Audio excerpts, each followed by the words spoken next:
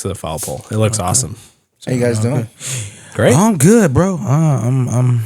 Oh man, it's been a wild day. Wild day. 2 days. Well, I put it like a day and a half, bro. Tornado, man. Yeah, dude. Yeah, that my dog is afraid of storms. Yeah, so. And I was. Oh, sorry. Go ahead. My son is too. He got anxiety, like big, bad. It's not good. So, yeah, man. I was swapping out a ceiling fan in my kitchen, and I was on a ladder. I'm afraid of heights. A ladder I'm okay with, but I was taking down the old fixture, which back in the day they must have made it with lead because it was fucking like 35 pounds. And I didn't disconnect all the wires first because I didn't know how. So I unmounted it, and I'm just holding this like 35 thing. And I'm like, all right, so how do the wires come out now? And I'm like trying to grab the wires, and it's obviously pulling, like it's only being held by the wires. And then all of a sudden the storm rolls through, and I see hail coming down, and my dog is underneath the ladder shaking. And I'm like, oh my God, like I can't put this down now because I've already took all the screws out of the mount. Wow. And I'm like, and the baby was sleeping 15 feet away, so I couldn't yell to my wife either, who was in the other room. So I'm like, damn, come out, man. Because I don't want to wake the baby up. Yeah, and then eventually, thank God, my wife happened to come around the corner, and my arms are like shaking. Oh, She's wow. like, Check, what's up? Do you need help? I'm like, yes. I'm like, this shit's heavy. She's like, what do you need me to do? I said, get me a screwdriver because I didn't have the right screwdriver that I needed. And she's like, oh, okay. And she goes and starts to wash a dish. I'm like, D, right now. Get me a screwdriver now. So she brings me a screwdriver. I unscrew the wires, and then I hand it to her, and she's like, oh my God, this thing's so heavy. I'm like, yeah. I've been holding it for like 15 minutes. I'm dying up here. But anyway, that was my day yesterday, having to weather the storm. He wanted to turn it down. Oh yeah, it's okay. Keep going. It's wild because I was knocked out for the entire storm. You was knocked out? I was like, there was one point I woke up where I heard it coming down, and I was like, peace. And then I was like, I went right back to sleep. Yeah. Did you know biologically humans sleep better when it's storming? No, that I didn't know. That's why, like, you know how a lot of white noise machines are like rain falling and stuff. Apparently, because back in the day when we were cavemen, rain falling meant that the predators weren't likely to come enter your cave because they were not going to travel in the rain and go hunt.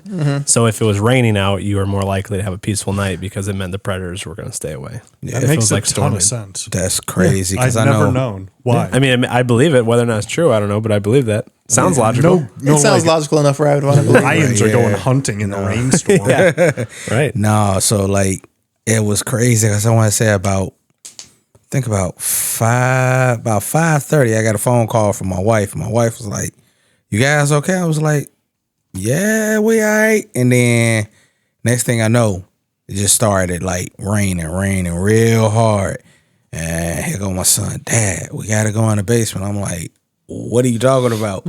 Phone started blowing up. So we go in the basement, we sit, wait everything out. Everything was okay. Rain passed, whatever else. I get up this day, take them to school, whatever else. About 8:30, Mom calls me. What's going on? Power went out last night. What you mean the power went out last night? Man, my power went out last night in my house, and I've been in a cold house since 6 o'clock last night. I'm looking like, damn.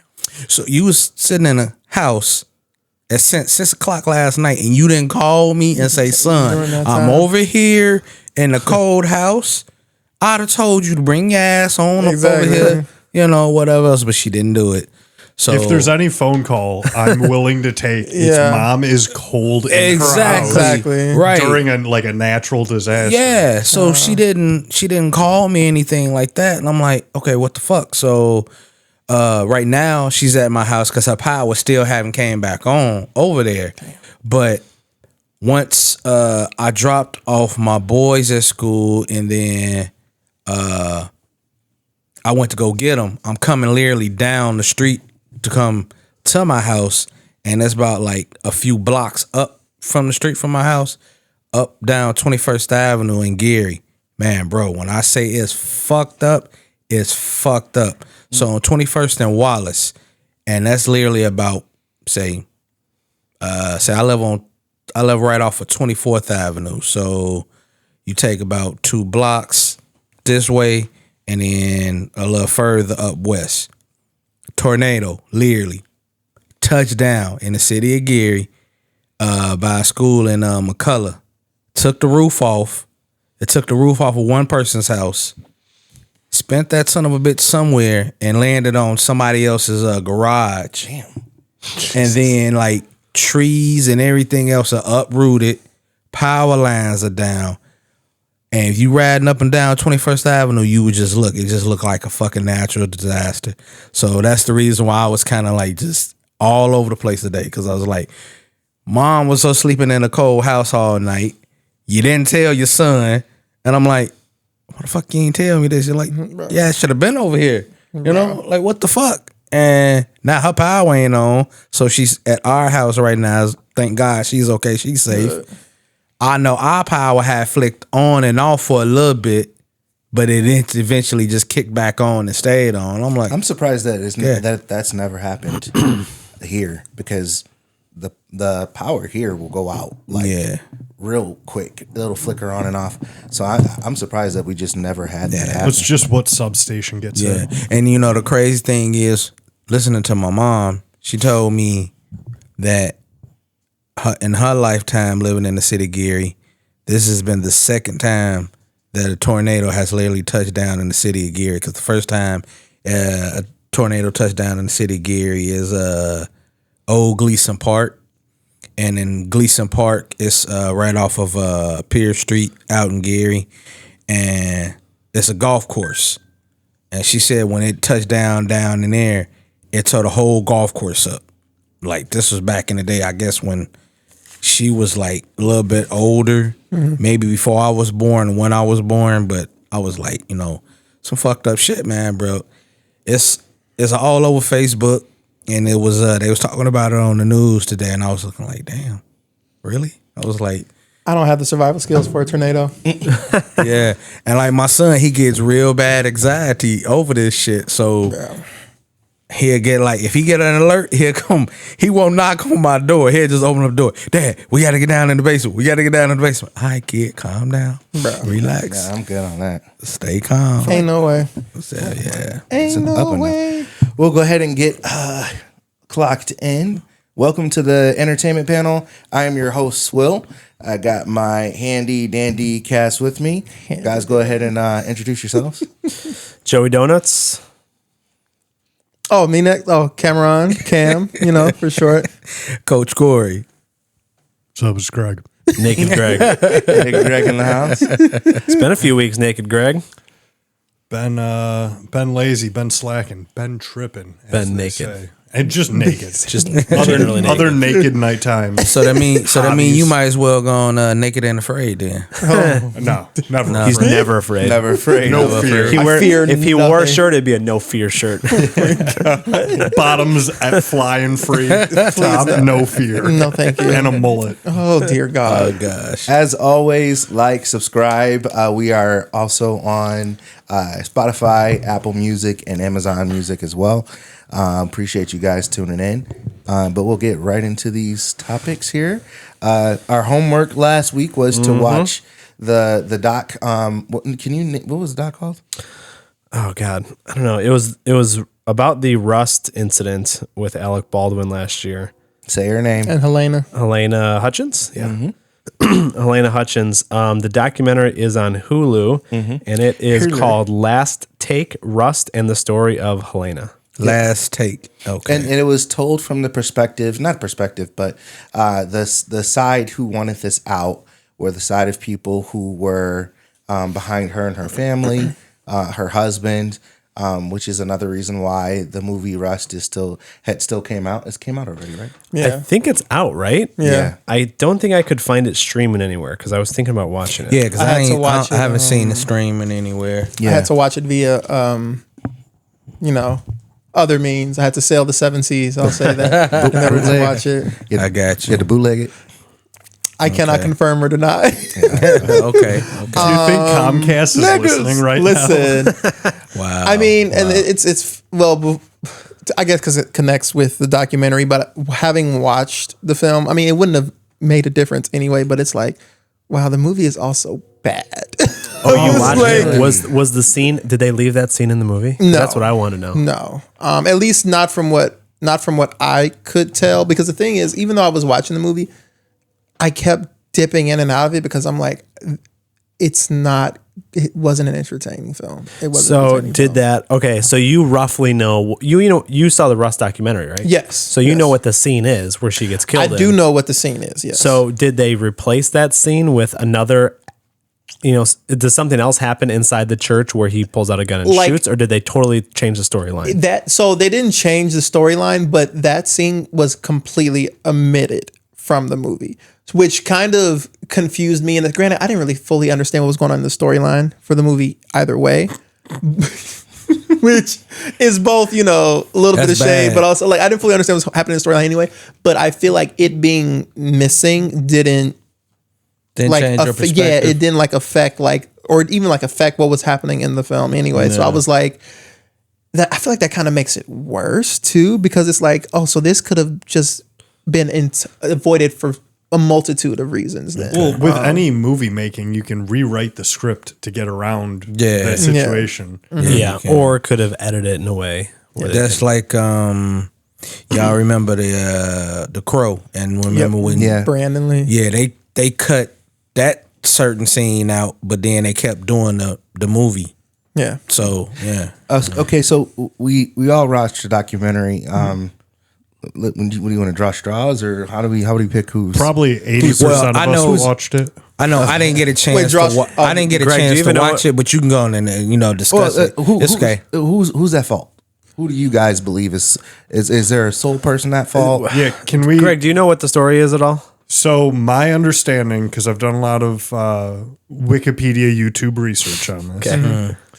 Alec Baldwin shot some woman on a set. Yes. Yeah. That's Broad strokes, yes. okay. So yeah, so there's a lot of different people at fault. Yeah. So it was supposed to be blanks that he was shooting in the scene, but instead they were replaced with a real bullet. And so he really fired a gun through her and then ended up in the guy behind her. When it got lodged in his shoulder, they removed it. That's how they're like, hey, this is a real bullet. And they kept telling the person who had the bullet inside of his shoulder, they showed him the x-ray and he's like, that's not real. And they're like, yeah, it is. That's a bullet. And he's like, he said in his interview, he's like, no, this looks like a cartoon. Like, there's no way this was real. Wait. So Alec Baldwin shoots gun. Mm-hmm. First off, why is the bullet on scene anywhere near anything? Yeah. Yes. But it goes through one person. Is that the person that dies? Yes. Yeah. She dies. Okay. I think she was standing kind of sideways because I think they said it basically went across her chest and then out and then into the other guy's shoulder, and that's where it stopped. Killed her. But they didn't know that she died right away. In fact, they got reports saying that she's fine, and they told the whole crew, all right, we're all good. She's going to be fine. Everyone's like, oh, relieved. And then finally, a couple hours later, it starts popping up on TMZ and all over in the press, and everyone's seeing on their phones. They're like, what the fuck? She's dead? We thought we were good. And then everyone's looking to confirm, and then they find out she did actually die. So Exactly. so the fault is kind of to me all over the place. I think everybody should go to jail. Yeah. Because okay, so if you start off the day before she got shot, the camera crew, Almost the whole crew quit. the whole crew quit because they had safety concerns about how things were being done on set. Specifically with how the guns were being handled. Specifically with that, and they quit, thinking that they would stop production and that this would prompt them to go ahead and do those safety checks. Proper and, safety checks. Yeah. Yep.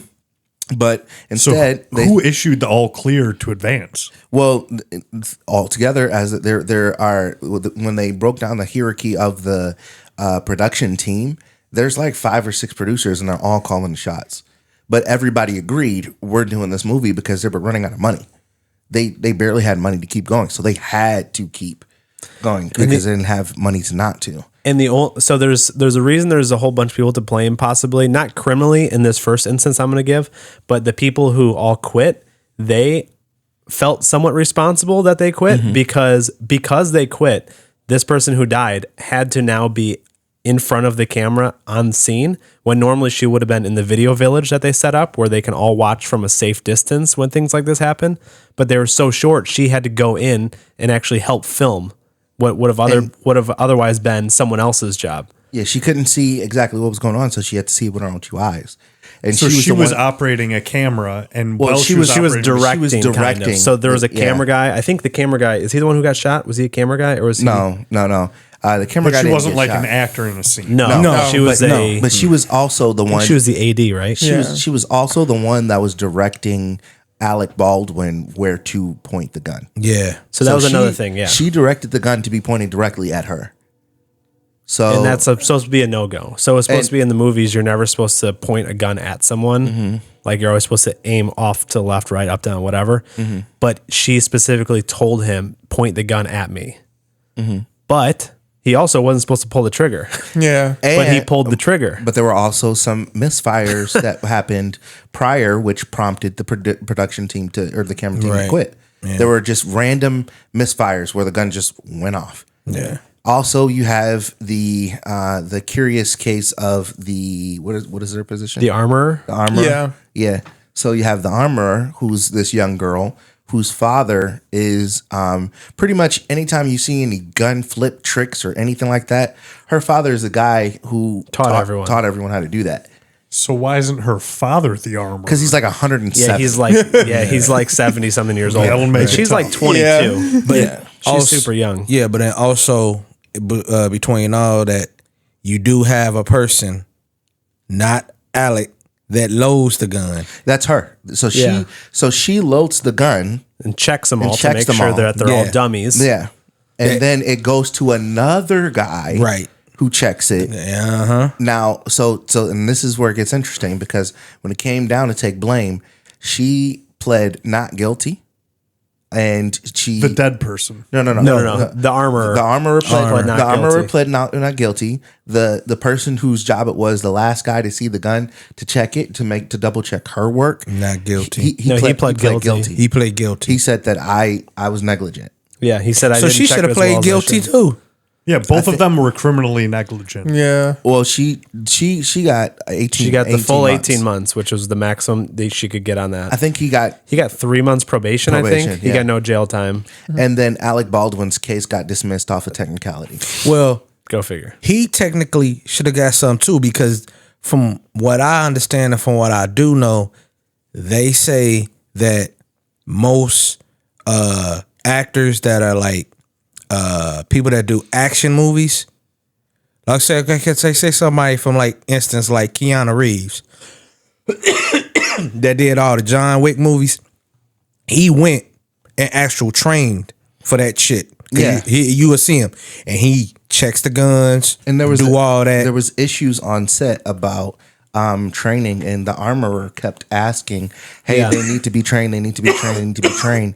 And the response that she got back from production was, We don't have time. We don't have time." See. And so that was It was just Wrong answer. It was just Yeah. mistakes by so many people that all That's culminated criminal in this. negligence. Honestly, Yeah, I the think- producers should be serving jail. And Alec Baldwin is the producer on the movie. He's the one that Yeah. brought this movie. I Oh, think that's How right. about he just gets That's like right. 10 He was years? producer, so he should have been served some jail time, and Yeah. you should be paying. You should be paying Well, some money. He was up for the same charges. They were all up for a maximum 18-month sentence. The one girl got it. The other person pled guilty, so he only got 3 months probation. Alec Baldwin got out with nothing because his lawyers were able to argue a technicality because they said that there was certain evidence that wasn't provided when it was supposed to be, and it was provided like a couple months later. And so their lawyer said, well, because this evidence wasn't provided at the right time, you have to throw the whole case out. And everyone's like, that's stupid. This evidence had nothing to do with anything because it was like they found another box of bullets or something like elsewhere. It had nothing to do with anything, but his lawyer was able to successfully argue to the judge that it mattered. And the judge was like, yep, you're right. Case dismissed. Was it like exculpatory evidence for Alec? I don't know Yeah, I'm not exactly, sure. but I know that from the people who were talking in the documentary, they all said that it was evidence that would have never factored into anyone's case one way or the other. Some big words. But but pull out yeah, that- the that judge. thesaurus app, But the like, judge for what? some How long was reason the, caused mistrial. How long was the documentary? Like about 45 minutes, maybe an hour, Hour and a half. I hour and a think. half. Yeah. Okay, yeah. It was just a And- sad watch. For the most part. At the end of all this, like I need to the look person into who's it. saying like move full steam ahead I don't care about the consequences of this. Remember the submarine guy who went underwater and Yeah. then the submarine like imploded. Yeah. And like the guy running the whole project quit the week before because he goes, I think this whole thing's going to bad implode. idea, yeah. It's like, Yeah. Well, it's also wild because people were bringing up like the Brandon Lee situation. They were Yeah. like, they were like, I don't know why we're trying to move so quick to condemn Alec Baldwin. People, didn't move their heart to condemn Brandon Lee. I said, bro, that's because that was the 90s. People didn't care about this, like the safety and repercussions of like actors during that time. Like, of course, nobody went after that. I'm like, if the Brandon Lee situation happened now, the exact same thing would be going on. doubt. I'm like, bro, early 90s, people didn't care. I don't even know what the Brandon Lee situation is, but it's like, It it was pretty good that much the something bad happened. almost the exact same thing. like Bruce Lee's brother for the movie The Crow. It was his son. It's his son. I'm sorry. It's almost the exact same thing. But I'm saying we don't need to relitigate something that happened 15, 20, 30, 40 years ago. Yeah. It's like, well, we're here right now. Exactly. This is terrible. Like, this is what's happening. so, like, yes. Like, I do know that when that happened, the fallout was that a lot of actors started was like, you know what? If I'm doing an action movie, I don't want no guns, anything like this on the set. But most actors that are action stars, like I said, a Keanu Reeves, Tom Cruise. a Tom Cruise, hell, even a Tom Hanks, Dwayne "The Rock" Johnson, they go to these places and they actually take the trainings that they're being rolled to take. So if they know they're going to be in an army movie, they're going and they're taking the actual training that these army people take. They load them like, hey, this is how you break down the gun. This is how you load the gun. This is how you shoot the gun. They take the actual training as if like, okay, this is the role I got to play, and I got to play this role to the perfection. Just like that, they take the whole fucking training. Because I seen the behind the scenes when Keanu Reeves was doing the whole thing for John Wick. Man, he was like, I'm looking like, dang, like pointing the gun sideways, doing this and that. And I'm looking like, wow. And then Halle Berry was doing the exact same thing. And before they even shot a gun, they made sure, hey, everybody clear, back. And they had on the headphones and everything else, shooting the gun, checking the gun, cleaning it, clipping it, all that. I was like, I was impressed. Well, it's like people don't take it seriously until something happens. Yeah. And it's like once something happens, you can't reverse anything that has happened. But it's like, there's a person who died because like, somebody lost their life. Yeah. his training though didn't factor into the killing though, because it was a dummy bullet that was put in. It wasn't supposed to be a live bullet, and he was instructed by her to point the gun at him. His only misstep, the only thing that he did wrong, was pulling the trigger when the scene didn't call for him to pull the trigger. But he still maintains that he never pulled the trigger, that the gun fired on its own, which did happen a few times in the He's an absolute piece of shit. in the filming a few times on other That's already guilty. scenes. We're the guns did go off on their own. So it's plausible that he's right, that he didn't actually pull the trigger. So it is, but just the way he went about it, the way he talked about it, the way he's been moving afterwards. so pompous. Just the fuck you. You're I mean, a piece of shit, bro. that's why I don't trust the man who starred in the Cat in the Hat movie. So Right. And then like how he said that, that's all, Your Honor. like with all that, because Jim do you know Carrey. like he's doing a reality show about him and his family. It's like ain't nothing happen, anything else. So you're doing a fucking Mike reality Myers. show. Mike Myers. Like, okay, when did this happen? Like about 2-3 years ago. The fact that he's doing years a ago, reality maybe? TV show after all this is it's fucking insane. Who, Alec Baldwin? Yeah. yeah, he's doing a Yes. reality TV show now. With his family. No, I knew that, but what do you mean? Why is that insane? It's insane because he killed someone. He's trying to. It's like Take a he's year off. capitalizing. It's like he's capitalizing on it because he knows people are going to want to tune in to see what he has to say. So he's like capitalizing off somebody's death. Sure, if they discuss any of this on the show. Oh, bro! But the thing is, even if they don't, like, Well, his Alec career Baldwin wouldn't have pulled out a reality show like this if this situation. Oh, his wasn't career happening. gonna take a hit. It didn't took a hit. Yeah. Well, was Alec Baldwin like real hot property? Yeah, just before this? SNL. I was just that about to was say, like the just most SNL relevant thing he's been appearances. doing Yeah. is SNL, which he still has done since then. So He's been on SNL. Is It's mad. But I don't know. It's crazy. I'm not a conspiracy theorist whatsoever. But one thing I did think about, because they found 6 other live bullets on set, scattered into other random boxes of other dummy bullets. Uh-oh. So it's not like there was one box of real bullets. There were 6 mixed in all over the place. And I'm like, part of me, when they said that the whole camera crew quit because of safety concerns, and they wrote a letter saying someone is going to get killed on this set if we don't blah blah blah. We need to maintain the bullets better. I'm like, maybe one of these fuckers was like, I'll show them to take this seriously, scatter real bullets around and say, we'll see what happens. It's in God's hands now. No, what was the first question I said? Could you How imagine? did that live bullet get on set? And they never answered it. They don't know how. Everyone keeps saying we have no idea. Should have never been on set, blah, blah, blah, blah. Somebody knows something. Nobody knows the how. bullets. Boy, I wouldn't work on a set with Alec Baldwin if he was making a Santa Claus movie. I'd be like, that sled gonna run me over. The way he moved, I want to fuck Was him Rust up. a Santa Bro, Claus movie? because it's so like, it's so entitled. Like, I It's just, just I like- don't like it, bro. Like, you know, we I could don't- fuck you up, right? Bro, We could like, fuck you up. oh my God. You do know he got what? I think 3 other brothers. So if you fuck him up, They old. I'm down to go toe to toe with some old white people. Got a hot daughter, though, right? yeah. Does he? Haley Baldwin married Justin Bieber. Yeah. Is that his daughter or is that his niece? It's his niece. It's his niece. Yeah. Love is Blind season. What season are we on? Think like 8 14. Oh man. of the American version. The latest gosh. American season of Love is Blind. I will say that this season was they definitely stuck to, like, it was interesting because it's the first year you got to see something that I'm actually personally going through. People talk about values and what's important and how that affects a relationship. There were multiple relationships that didn't work because he was okay with.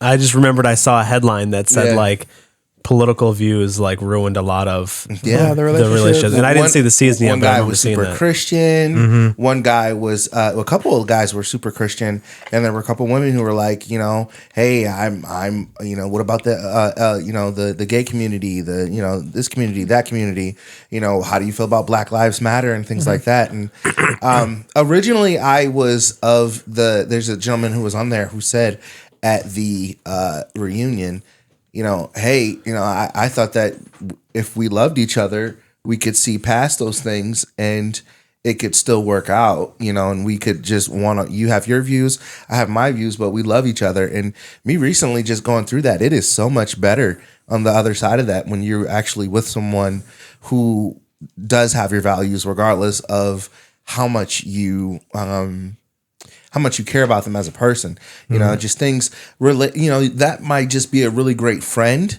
who, you know, who you don't really agree on all the things. But when it comes in terms of building a family, having a relationship and things like that, you know, I've learned firsthand recently that it just works when everybody is in tune and going in the same direction. Right. You know, it's just so much better. Was that the episode tell you. where I know. was that the episode where the girl left him at the altar and she was talking about, well, his political Yeah. So she looked up his church and got information from his church, and his church basically said that, you know, they don't agree with same sex marriages and different things like that. Right. But they're welcoming to anybody. They want everybody to feel welcome, and Don't say names, by the way. you know, Don't spoil I'm not names. saying- I'm not saying any names. Oh but yeah, I forgot about. I can't spoil it. I can't remember names, but I never remember their remember names names. on, bro, except for 2 of them. And that's just because I I was talking remember shit. what they look like. Madison and Mason. I only remember them. This isn't spoiler. Eminem. No, because they were boring as shit. Like when they were talking to each other in the pods, I'm just like, That's like the other this is thing I like heard watching about this paint season. just like slowly drip down the wall. I'm like, both of you are uninteresting. You're perfect for each other. Just please, just get off my camera. I also saw that online that people were saying this season had the most boring couples on it. And so many of their arguments were based on like politics, religion, you know, things and like it wasn't a big season of lots of couples getting married. Yeah. Oh wow. So they really had to turn up the drama and dig for a storyline because not everybody was feeling it. Now, I don't know if you saw, and this technically isn't a spoiler because it wasn't shown on the show, but there was a couple that was on this season that wasn't shown at all that got married and are still together, like to this day, because they like posted about it on Instagram. There was like this news article about it. They were like, yeah, we were on the show, all of our footage was cut. We don't know why, we're together. And I'm like you guys have a success story. Like, even if it was boring, I'm like, and they didn't get invited to the reunion. Exactly. I'm like, this season, granted, I haven't seen every season of Love is Blind, but I saw the last season and that was entertaining. But I'm like, this season, from what I've seen, wasn't the most entertaining. At least show me a successful couple then. If it's not going to be, they don't want to show you that. Exactly. Like, we just want to show you like the mess. I'm like, if there's not enough mess, then at least show, well, at least these people got together and it was like happy or whatever. Right. So then that, and then speaking of the politics thing, one of the girls, when she asks like one of the guys in the pods that, it was funny to me because I'm like, you can tell that when they get asked questions like that, they step back into reality. Like, oh, I'm on a reality show. I'm in front of cameras. They tone it People down. are going to know. And so there was this guy, he was like, well, I just and stutter. I said, boy, that's the answer right there. I said, you stuttering and being nervous. Because I think it was the girl who asked about like the Black Lives Matter and everything. And she was like, yeah, I feel really strong about this, that, the other. It was like this white girl. She's like, I feel strong about this. And the guy, he's like, well, I just never thought about it. Exactly. I just never thought about it. I was like, yes, you have. And then she was like, but this was in the pod, right? So yeah, she this was early on. She couldn't see his she was reaction. like, "What's your well?" When they got outside of it, she was like, "What's your church's view on blase blah?" Yeah. And he was like, "I don't really know." He was like, "They don't really talk about it a whole lot because they don't want to." He's just like, was it? He's like, they don't talk about it a whole lot because they want people to just come as they are, and they don't want to people to feel judged. But at the end of the day, they believe what they believe. So I just thought that was interesting. Wow, It's an interesting season. It's definitely a watchable season. I got through it, so there is a little juice there. But And what is this on Netflix? Or? yeah, Love is Blind. If you're gonna start with season 1. oh my god, you're gonna make him watch 8 seasons of this show? No, it just the better, UK. the better, Oh god, the better. First, you got to watch the first 5 US, then UK, then Australia, then Japan, then US 6. Then UK number 2, number 3, and then you got to go back. The best seasons were the first couple seasons, but Paradise. Has everyone in the room seen Paradise? oh man, You've seen up to 4. Should I take my headphones off and la la la my No, ears? no. I promise I won't spoil. I'm still on episode 1. He I only thought I was seen on episode We one. get Ariel in here to spoil something. No, I watched the whole season. Here's the thing. It's gonna be difficult try really hard. But the thing is to talk about it. The thing is, even because episode 1, like we can't even really fully talk about what the show is about. Yeah, Because you don't know what the show is about until the end of the first even know. episode. And I didn't even finish You it don't yet. even know. I got like 15 minutes Get left out episode of 1. Like, but it's so. Should I explain it? Because I can only explain what I've seen.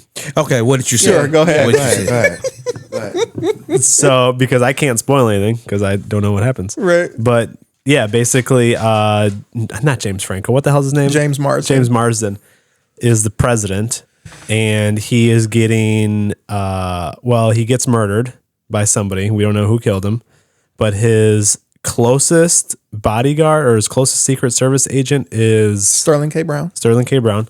And he was the last, as far as I know, he was the last one to have seen the president alive. And so they're doing a lot of flashbacks of like them when he first got the job, when he first got interviewed for the job, when he first got the job, his first like days as his employee or as a Secret Service guard. Then they show the morning of and everything that happened. And then they show that he was the last one. So there's some sort of obviously mystery of how he died and who actually killed him. Yeah. That's basically everything I've seen so far. I did not finish the episode. I'm guessing there's got to be some sort of hook there at the end of the pilot, like there is at almost every show. There's going to be something that makes us go, what? Oh, So- I don't know what that is yet. When I went to watch it, because it's crazy because I think you told me, like he told me about Steve watching it, like at the same time, because I was like, okay, I see people online talking about it. Let me tap into it. What I told you was when Steve said that he saw the greatest episode of television history. I'm going to address that as well. And I said, I said, Cam, I trust you with TV opinions more than I do with Steve. Is this the greatest episode of TV history? And you were like, oh, I haven't got to that episode yet. And I said, you let me know. I'm going to circle back to that in a second as well. So when I was watching the first episode, I'm like, okay. a quarter of the way through, I'm not gonna hold you up, I guessed some of what was going on. And I was like, because there was just this vibe, this specific vibe, and I was like, okay. And then you get to the episode 1, I was like, oh, all right. So then I'm like, is there gonna be, more to this, or what's gonna happen? So you watch. And then with the episode, again, I'm not even going to hint at spoilers, but he said it was one of the greatest episodes of television. Do I think it was an amazing episode of television? I do. What episode was that? This was right before the finale. 7? This was the episode right before This was just the pause real quick. Penultimate. It was 2. This is somebody giving a book report on a book they haven't read. Do I think it was great? Yes. I'm not going into specifics. Yeah, exactly. Honestly. On some of the things, so best you- I've ever seen. The You talking thing about is- episode 7? Episode 7. Okay, yeah, So the yeah. thing is, I think we have not in TV. I appreciate that he's trying so hard not to spoil not in anything for me. TV, in movies. I think we have seen that before. It was interesting to see it from this Is there- perspective. Is there any reason we Because- could just go, it's really good, watch it? Well, no, because it's like I want to be able to sell people, because we'll already get renewed for season 2, thankfully, because nowadays shows you get invested and they get canceled. Oh, they right? got renewed for season 2. They did get renewed for Ooh, season thank 2. you. And Thank you. there's this thing called like the Nielsen charts that shows like, what are the top shows across all streaming platforms. And that was consistently high. So I'm like, okay, a lot of people are watching it, which means we'll probably get multiple seasons of this going forward, because obviously it's one of those, it's a mystery show. You're going to want a lot of answers to it. I think the acting across the board is amazing. I think everybody's doing a great job. James Marsden and Sterling K. Brown, especially. There's one particular actress in it, and I feel bad because I don't know her name, that I just want to but that character I want to punch in the face throughout the entire I know you show. talking about. And I'm just like, oh Can my I guess what it is? God, yeah. The one who had The black diarrhea. one? Yeah, no, but however, No. with her, Wait. her hair did you throws say? me up. That wig that they have, why they doing her dirty? Wait, what did you say? The black security lady. No, I don't think It's that's the other one. one. It's the main. It's the white main lady. white chick. Yes, it's That's the main one. white- That's the one. That's the one. I I like kept her. calling. I was like, I would say, "You bitch!" Yeah, I can't you say you. serious? You bitch! You talking about- Ooh, you talking I about- actually, you bitch! You can say that. You talking about Sinatra? Yeah. Oh, that's her name. Sinatra. That's the thing. I couldn't remember her name. Sinatra. Is she the one You who runs would- around the first episode? You like, would love Sinatra, yes, wouldn't you? Yes. I can't stand But- that bitch. I love. But the only Sinatra. thing I don't like about the black security guard lady is the wig that I they have wanna her in, watch this. because Oh, yeah. it looks like a helmet, and I'm like, I who can't who stand- set her up like Yeah. this? Who put With this some up? Lego Her? hair. Speaking Yes. of that, speaking of that, I couldn't stand Sinatra and I couldn't stand the little young bitch neither. Oh, yep. and we won't say why. It's We won't say why. The little young bitch. We won't. Say I why. do think it's a better binge than, because some shows work better weekly, like week to week, and some work better if they just release them all at once. I do think it's good for conversation that they released it weekly, because that's probably what helped it get renewed. But I do think me waiting like a couple of weeks at a time for most episodes to come out helped, because it feels better as a binge. So now that all the episodes are out, like 100%, Yeah. like watch. Yeah, it's like, gonna. watch Yeah, through it's it. gonna watch it. It's gonna feel good as a binge. And I'll put it to you like this: it's gonna make you think about our American government. That's all I can tell you. It's gonna put you in the mindset of our American government. I guarantee you. I knew that this show was like a show that we were going to try to watch like as a group. So I tried to watch it on my own without my wife, because it takes so long for us to watch shows together. And I started like, I forget what she was doing, but I like snuck away and I watched it, and she came in the room. She's like, "What are you watching?" I'm like, "Nothing. You won't like it." She's like, "Why?" I'm like, I don't know. What's it about? I'm like, it's like a mystery thriller. You should have been like porn. I'm watching porn. Yeah. It's sports. Cars. It's sports. We're It's all fixing cars. It's like baseball show. And she saw James Marsden. She's like, "Oh, I like him." And I'm like, Yep. R.I.P. that. so I had to rewind it and watch it with her again. That first episode is gonna draw you in. Yeah. And it's gonna hook you, and you're gonna be like, okay, I gotta see. And it's a ride from there. Yeah. Yeah. And that's what, you know how like you be on a roller coaster and you just going up and up and up. It's going like that with this show. And then I want to say right around the 5th episode, that's when it hits that. Yeah, that's when you hit that drop, and you like. Yep. Now you're on the right. I'm sold on this one. It's worth. That's Paradise on it's Hulu. Worth peeping. It's a very great show. Give us Adolescence, because just a quick one on Adolescence, because none of us have seen it, and I'm probably going to be watching it this week. So really quick, it's 4 episodes. Love it. 4 episodes on Netflix. The big draw of it is that each episode is in real time, and each episode is shot in one take. Wow. It's one, and they really emphasize it, because a lot of shows or movies you see that do like the one take thing, they mention like, oh, well, we did a little cheat here, so there's a cut, but you don't notice. But they really emphasize, no, we did this in one take. Each episode, they break down how many takes it took to perfect this episode. Like I think the first episode took like 7. They say that where at the end of the episode? No, they like post. I'm sorry, they posted it on Netflix. Okay. Like they posted like a tweet saying this is how much each episode. How long are the episodes? About I want to say 52 minutes to an hour long. That is insane. And so the show is about just a really quick premise. So it's set in the UK, pip pip cheerio, all that sort of stuff. And police. The police arrest this 13-year-old boy. They swarm his house. They arrest this 13-year-old boy. I won't say why they arrested him. I won't say, circumstances. Exactly, circumstances of it, because that's revealed throughout the first episode. But pretty much the show is trying to break down whether or not this boy is guilty of what he did or whether or not he's innocent of what he did. I will say a good thing is it doesn't leave anything up to interpretation. So it's not afterwards you can debate like, oh, but do I really think? No, they give you definitive answers throughout the entire show. And at first it's a little bit, as cool as it is for like the one take, it feels a little bit jarring at first. Cause for the first episode, you're like realizing like, oh my God, like this, they have not cut away. Like they did all this. And this is all one shot. Like people have to be in the right place, the right time. No one to come in, no one to do this, no one to do that. But everybody has to be on their A game with acting. Stressful. If anybody fucks up, we have to, like, it's so good. And usually with shows like that, I'm going to wait because everybody's hyping it up right now. I was like, I'll wait till the hype dies down. But I'm like, fuck it, I'll watch it. And I'm like, this shit, it's heavy. The topics that they hit on it are heavy. I think it's very timely as well. The boys doing some great acting. The people who are playing the police in the movie are doing great. Episode 3, I think, is the best episode. I think that's what generally everybody is saying as well. It's good television. What network and how many episodes? Netflix, and it's 4 episodes. So far or total? Total 4 episodes. The UK likes to get in and get out. It got one of my favorite actors up in there, and I think it's I can't think of his fucking damn name. He played in all 3 Venoms. He was the cop.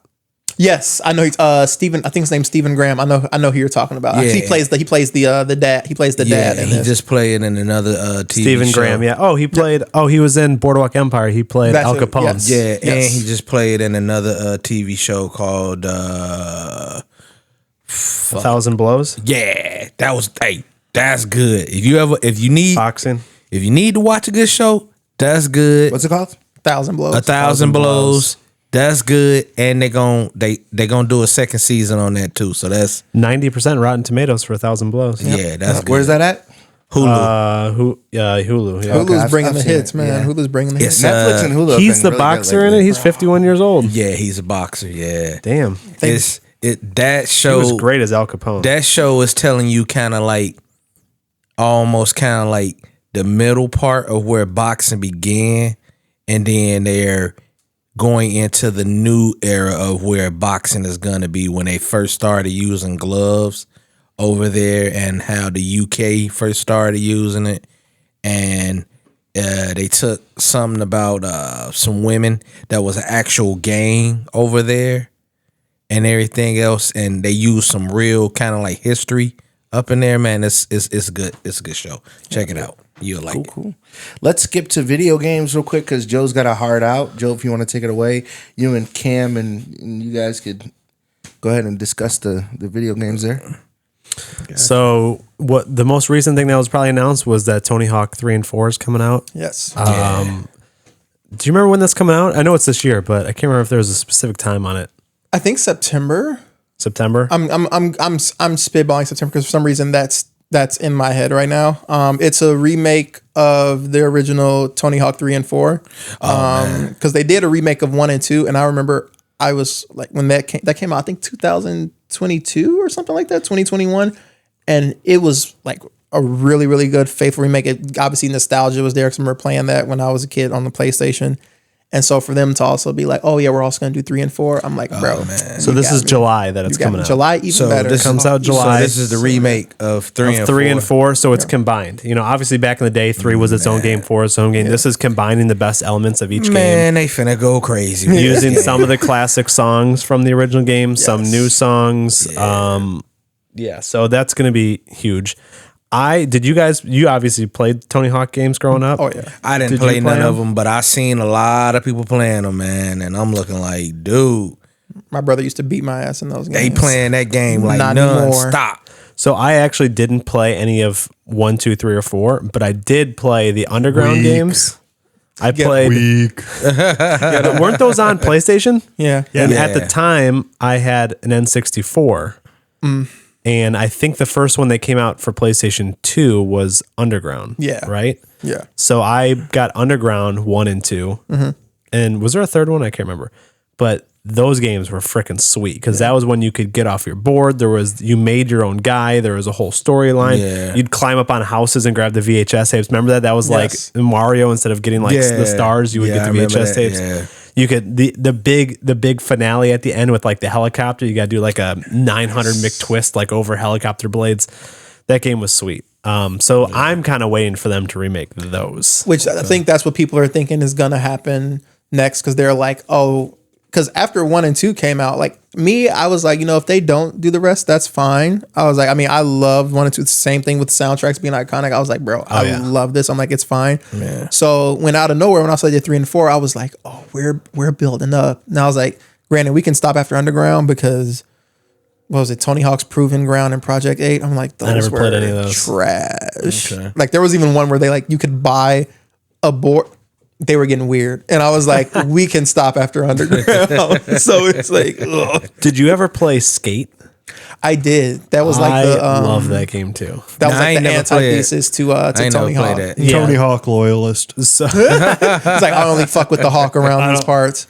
I wouldn't put it that way, but so Activision, I believe, made the Tony Hawk series, and as far as I know, there was like no rival to that. And so the Underground games were so big that I think EA made Skate. They were like, okay, we got to figure out some answer to this. So they made the Skate game, and that game was cool as hell because one of the things that they added, which was so fun as a teenager, was when you would crash, when you would wreck, they would show a skeletal outline like of your body, and they would zoom in 3D, and they would show every bone that was broken. Oh, And it was a high score. It was a high score. You can get to see how many bones you could break.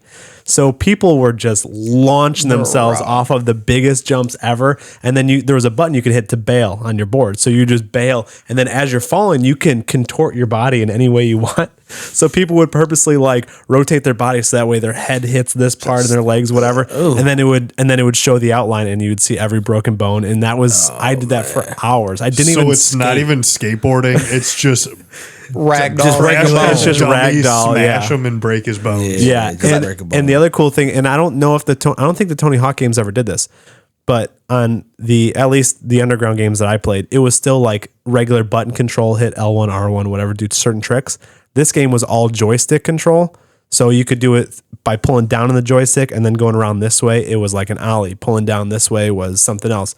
I remember it was left. a lot like more technical. It was it was all with the motions of the joystick, and your left joystick did something, your right did something. So different patterns that you move. It felt more intuitive, like you're actually accomplishing a trick rather than just like L1, L1X. They which now makes me think, I don't know if they took that from Skate or if they did it around the same time, but there was the one, even though I said it was a bad game, Tony Hawk's Proving Ground, they implemented something like that, which I do think Proving Ground came out after Skate. So I think they probably were like, oh, all our competitors doing this, people like it more. We should probably, because I remember doing that, and because I was younger, and the only reason I hated it because I'm like, well, that's more complicated. You know, it's like I can't just press square and L1 and do a fucking backflip. I gotta do this shit. So I was like, I hate that. That was really what I was thinking when I said it was more technical. Yeah. I was like, fuck this, dude. I want to press square left. I'm like, I learned how to skateboard in real life if I want to do all that shit. Yeah, Like, what are you talking about? But it felt I'm not going to study. It felt super intuitive because like to do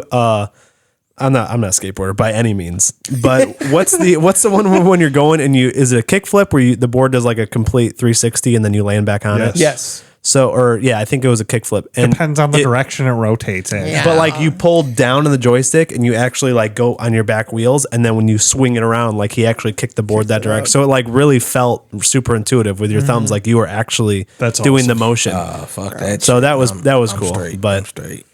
so then the next game I wrote down here is Inzoi, which I believe I'm probably the only one interested in this. Although you used to play The Sims, right? I'm gonna play it. I'm definitely gonna play it. Okay. Yeah. So The Sims for like 20 years was the only real. There was a game called, I think, Second Life, or what was it called? Do you remember that one?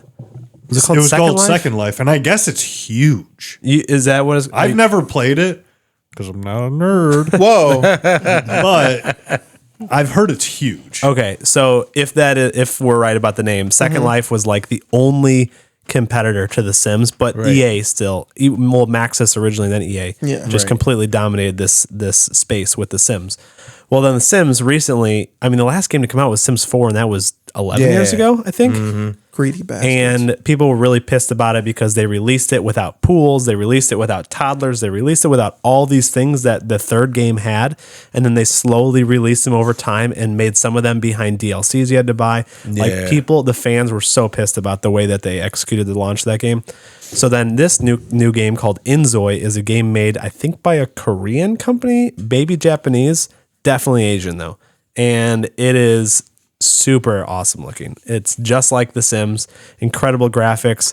This one actually has a full city that you can actually go to in one loading screen, not like The Sims where like you're at your house and then you want to go to a different house and you got to like get in a car or like whatever.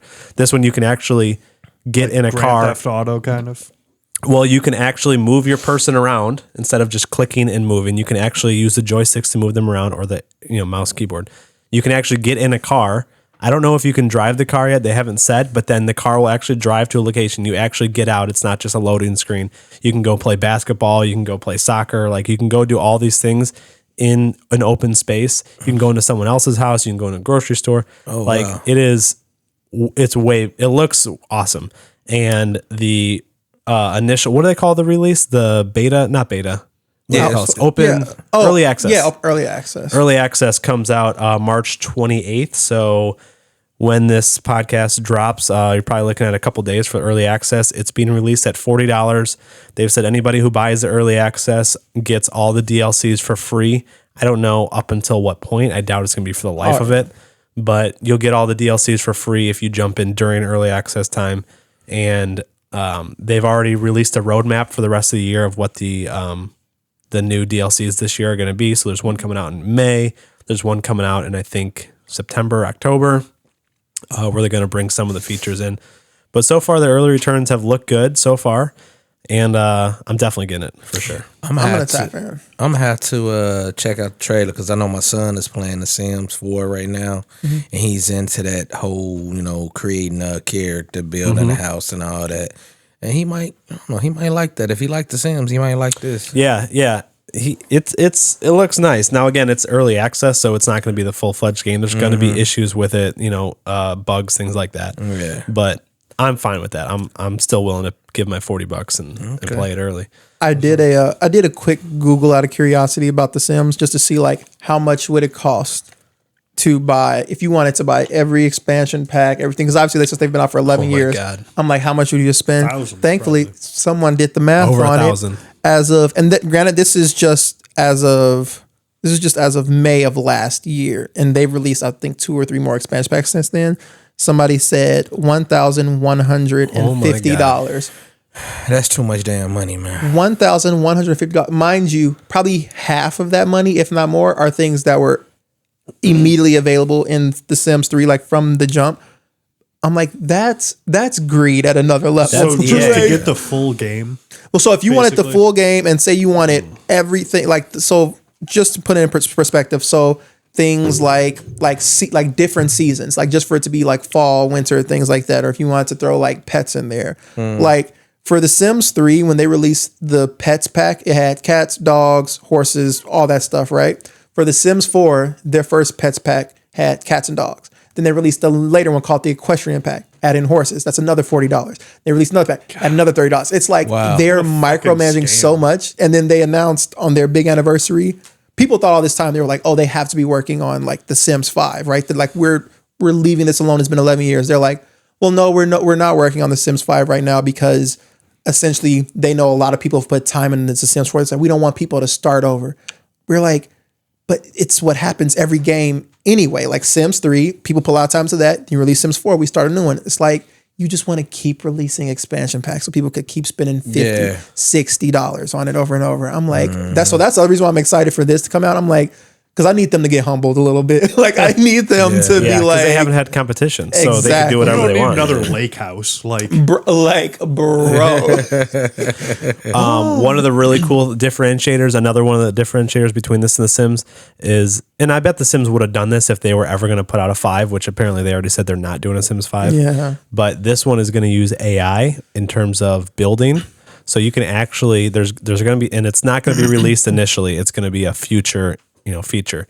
But you can actually use AI where you can say, build me a table that looks like this, or make me a bed that looks like this, or a house that looks like this, and it'll actually generate it, which is super cool because I don't have the time to I just want to say make me a dope pool. Man. Bro, it takes days. Like It's shout so out to hard the to people. do certain things like landscaping in those Sims games to build actual nice looking landscaping, flower beds, whatever. Hey. It's so tedious and I don't want to do it. But if I can just say, make me just something that looks like a palatial garden. Okay. Give me that. If that be the case, I better not see no damn free guy and seeing no Ryan Reynolds walking around singing no damn. Dude, I love Mariah Free Guy. Carey singing do. Hey, I see some shit like that. I'm cutting the game off and tell my son, cut that damn game off. Get rid of it. Play some Call of Duty like a normal kid. Exactly.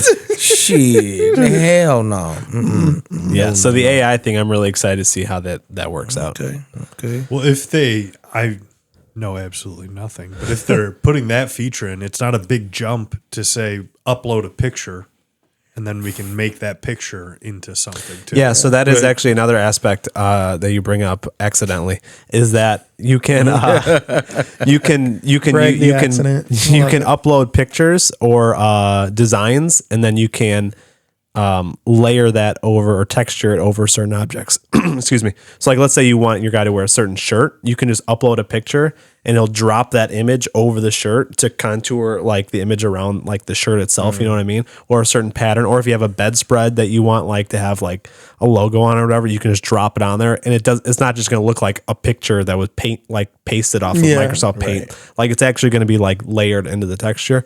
So that's actually really cool too, because custom furniture, custom objects in your house, wallpapers can literally just be an object or an image you find online, and then it just drops it over the object and it looks nice. That's pretty cool. So Okay. I like that. thanks, Greg. I don't know how customized it's going to be, but I can imagine some interesting applications. Oh yeah. Oh, Dude, Cam's already for The Sims 4. Cam's got the nasty mod. Why am I being called out? Where normally in the Sims games, when they have sex, it's just the characters just roll around and it puts what does it do?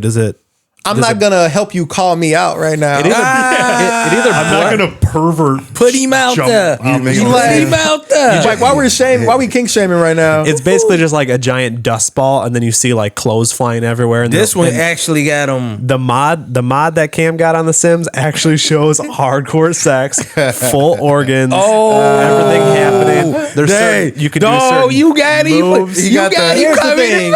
Here's the thing. Freaky mod. Here's the thing. You can Now say wait, here's come the on thing. the back, Here's come the on thing. the face. You So could do it's all called with Ron Myers will say it's called Wicked Whims, right? God. And whoever made first of all, I didn't make the mod. You sure? Shout out to the perverts online. I didn't make the math. Here's the thing. I was a beta tester. So You see, I put my phone down. he was like, "No, I gotta sit up." I said, hold on. So here's the thing. Yes, they the limbs, They be all fucking? that. They show because I guess whoever's coders and people who are doing Yeah. that, I guess they take whatever from actual porn. And they code that into the game. Obviously, the Sims community doesn't care because that gets more people to Can you download make it. a fist? You can literally, Steve. Dude. I shit you not. No, you can do that too. I shit you not. You can do that too. Everything, but the way that they try to make it like less perverted, which to be fair, Why it's are a they good. safeguarding To be anything? fair, is a good feature. But so in The Sims, Can't say you get if STDs too? yeah, so you can get all that. added You can get STDs. accidental pregnancies. But so here's the thing. So say if in The Sims, if you're in the base game, if your character like has company over and it's like they just had a party the previous night, so the place is a mess, they'll feel shame or something, right? There is a feature in the game They just after you walk around after you have sex with after you have sex with a girl, if she does not go shower and you come on her face, she will feel shame because like people see me with cum on my face, and that it'll show on there, and in her little icon you'll see little droplets on her face, and I'm like, it's gross, but it's so cool because it's realistic. It's like, yes, go shower after you have sex because people will see that on your face. And so What's the limit between some weird like Japanese sex Bro. video game Right. and this? Because we're like 5 miles past. bro, it. it makes, and then to get, to be more fair, like there's realistic things where like women on the game, like they get their period, so there'll be times like I don't want to have sex, and then if you're the guy and they're like, okay, they decide to have sex anyway, then the guy feels shame because they're like, it's crazy because you would think something that's as quote unquote like perverted as that they would just beat it like, oh, it's just you see dicks and ass and that's it. But it's like, no, you're gonna see dicks and ass, but also you can get herpes, you can do this, you can do that. So I'm like, I appreciate them going The realism. exactly. I'm like, if you're gonna be gross, then Be I all won't- the way I gross. won't exactly. Like I've been I want wondering you how to I can stick- accidentally get herpes in my first life and second life. Bro, Oh, like, I want to go on there just so I can see how fast I can do it. bro, it's See, it's crazy. curious now. Because like Contaminator. I honestly feel like, and people joke about this like online with the game. They're like, they feel like whoever made these mods probably secretly works for EA or whatever, because it's like, it's not like, because in EA, like with the actual game, you can only, they call it woohoo in like the game. You can only do it like, oh, in the bed or maybe like in the hot tub or like in the closet. But the way that they modded it, they animated, you can do it on the coffee table, do it on the floor. You can sneak out and do it in the middle, like literally everywhere. So I'm like, bro, somebody works for EA. Or probably the majority of them, they're Been like, thinking about that the whole dang on bro, time. and that's why we're like, we don't want to make Sims 5 because the graphics We are saw gonna what be you Fucking animals on the graphics are going to be everything. too realistic, and you guys are going to be Go. like having like MFM Go. in the middle of the goddamn kitchen. We're Like, Taking it it's- away. We going, saw what you did with Sims 4. Gonna We're have, taking it gonna have away. Steve, I chicks don't like on that there you- with BBLs and everything, and Put your 3D glasses. You're about to Right. Steve's about to go to you're about to go to Best Buy. I'm trying not to get overworked about anything. You're about to go to I Best just Buy had- tomorrow I and just buy had a my- laptop. With I just had my blood pressure checked. So hey, you gonna have chicks on the Sims 4 with BBLs and whatnot, and boob jobs, and I'd better not see you in Best Buy tomorrow love a good going boob to job, going to hate buy a a BBL. gaming PC. I love a good boob job. Hate a BBL. Well, I don't know. Real quick, the next game. Yeah, Assassin's Creed just came out. Jesus Christ, you guys are Moving on and not looking back. Yeah. Assassin's Creed Shadows. No, man. no pun intended with the Assassin's Creed. Go ahead. Yeah, it's a really good game. Yeah. I just started playing it today. This Assassin's Creed, I think they really did a really good job. In this one, they have every Assassin's Creed except for, I want to say, probably 1, 2, 3, and maybe 4. Because on this one they got. What do you mean? Like the main characters are in this one? Yeah, so when you load up on the screen, you can go to Assassin's Creed Valhalla, Assassin's Creed Odyssey. They don't have Black Flag in there, but Assassin's Creed Odyssey, Assassin's Creed Valhalla, and Assassin's Creed Origin, where you can kind of like go back, and I think you can either replay those characters, and because You mean play the new game as that character, or you mean you can play the old game? you can play the old game on. Yeah, So when you buy this game, you basically get like 4 or 5 games in one. yeah. If you, I I haven't gotta really, look into. I don't know about. I haven't really like played it, but it's like it's a memory.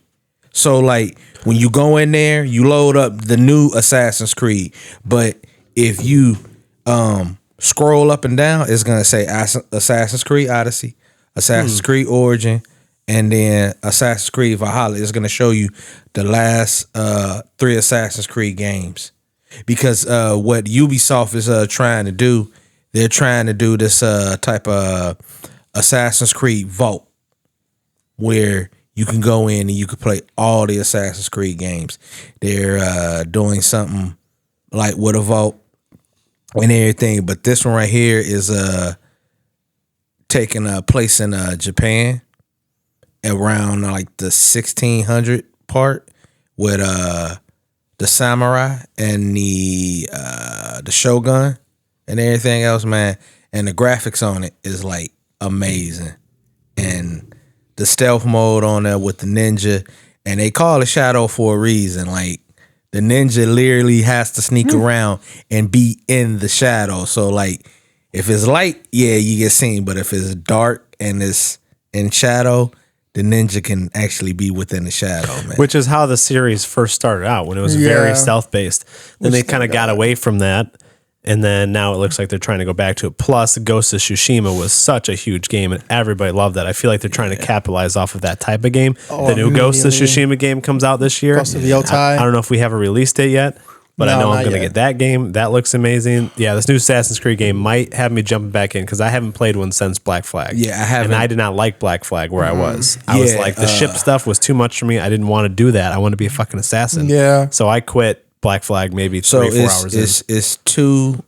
it's two main protagonists. You got a female. She's more like the ninja type, like the traditional Assassin's Creed sort of thing. Yeah. And then you got a black samurai in there, which they're kind of trying to talk about, which a lot of people don't talk, and say that there literally was once a black samurai. Yeah. So And then we go talk about controversy. Of course it was bound to happen where Yeah. people are like, oh, well, that's it's not historical.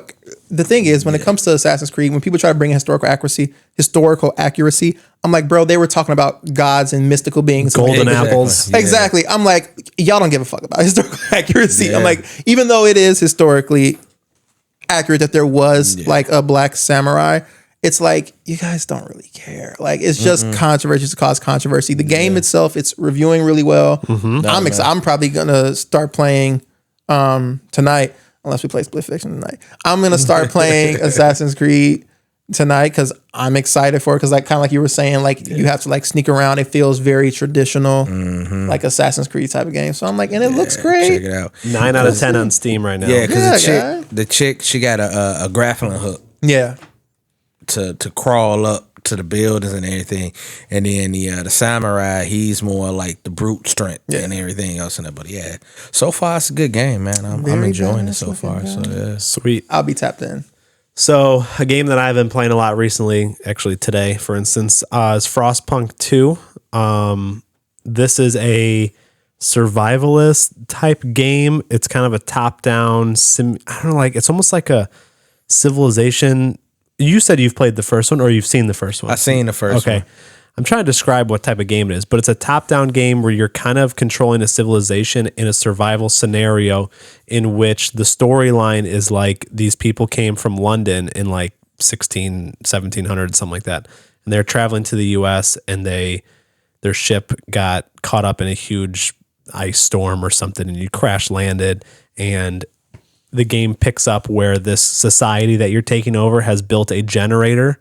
And then from the middle of this generator, you kind of build a city outward. The generator is like the center, the hub of the city. And you build outward the society. And it's a top down. You're just placing buildings. You're putting people to work. You're doing things like that. You're not actually controlling any individual people. What's up? Which this guy was attacking me for my sick things that I do. Let's talk about the sick things you do with your civilization that you're running. So I'm going to get into that. Hitler. So okay. if any of you guys have ever played Tropico, it's kind of like Tropico, but Tropico kind of has more of like a fun, kind of goofy, cartoonish. Yeah. This game is like kind of hardcore in terms of its tone. Like it's I mean, children are dying, people are dying, getting diseases, they're killing each other. See? So there's different ways you can take your society. There's all these different branches you can take your society in, and as you pass laws, it takes your society further this way or further that way. And then you can pass a law that kind of brings it more towards the middle. You kind of can appease certain groups, whatever. Well, with this new game, the second version, there's factions that crop up. So as you seem to take society this way, factions will pop up who don't like that. And as you then say, okay, I'm sorry, and try and take it that way, then the original faction that you catered to, now they don't like you. So it's kind of a balancing act of these different groups. Where I am right now, there's 4 groups. And how I'm playing the game right now, and I sent Cam a picture of this, is one of the groups, and you can do different things. Like you can build a propaganda center, and then you can start putting out propaganda to slander certain groups or to promote other groups. You can start militarizing different groups. So I started setting up, this one group is called the Pilgrims. And this group wants things to be like old school. They want to be religious. They want to be whatever. And I want to take my society in like more of a scientific thing, like pushing forward with progress, like building machines, like things that are going to be automated. And these groups are very classical. So this Pilgrim group was giving me all this trouble, and they're protesting and they're starting all these, issues. So I'm like, fuck these people. I'm going to stomp them out. So I started building up secret police. I started sending them out to murder these people in the middle of the night. I get all these little messages. It's like 58 pilgrims went missing. And then there's an investigation because then people are like, what happened? And I click the button that says like, hush them out, like basically like ignore them, tell them, lie to them. I'm setting out all this propaganda North against Korea them. Running civilization. Bro. These people are getting so pissed. So then in this game, there's this new, you got to send people out to scout out the area, so you send out scout teams while you're working on your city. And I sent out a scout team, and they discovered a new city that we needed for certain resources. So they're like, this place is extremely radioactive. Like every couple weeks it gets more and more radioactive, and these people are going to get sick. Who do you want to send? Pilgrims. I sent all them pilgrims. I'm like, so I sent the pilgrims. Wrong. So the pilgrims who don't like me, they start sabotaging this new city, and they start breaking shit. And so then I have to dude, it's just, I'm just going full like almost like death camp style on these people. I passed laws to experiment on them who go out of line. Basically, you can then take those people and you can experiment on them. Like, all right, you're no longer part of society. You are a science project. And I'm doing all these ridiculous shit just to see how far I can go. Man, this all sound like some Fallout stuff, man. Bro, like all I'm doing on The Sims is making people fuck. He's over here building concentration camps with his goddamn video game. Like, what are you talking about? He's letting people fuck. Like, listen, you it's called a work camp. Okay, the black guys horny and the white people want to take over. Listen, which the amount of jokes I had for that, because when he was talking about everything he's doing, I'm like, wow. I'm like, not you full on colonized. So the screenshot that I sent Cam today was of this message so basically you have a council of people that you can vote on certain laws. Put it in the chat. And you have to, with this council of people, you have certain ones that like you, certain ones that don't. You can try and influence their vote. You can try to do certain things to garner, their favor, whatever.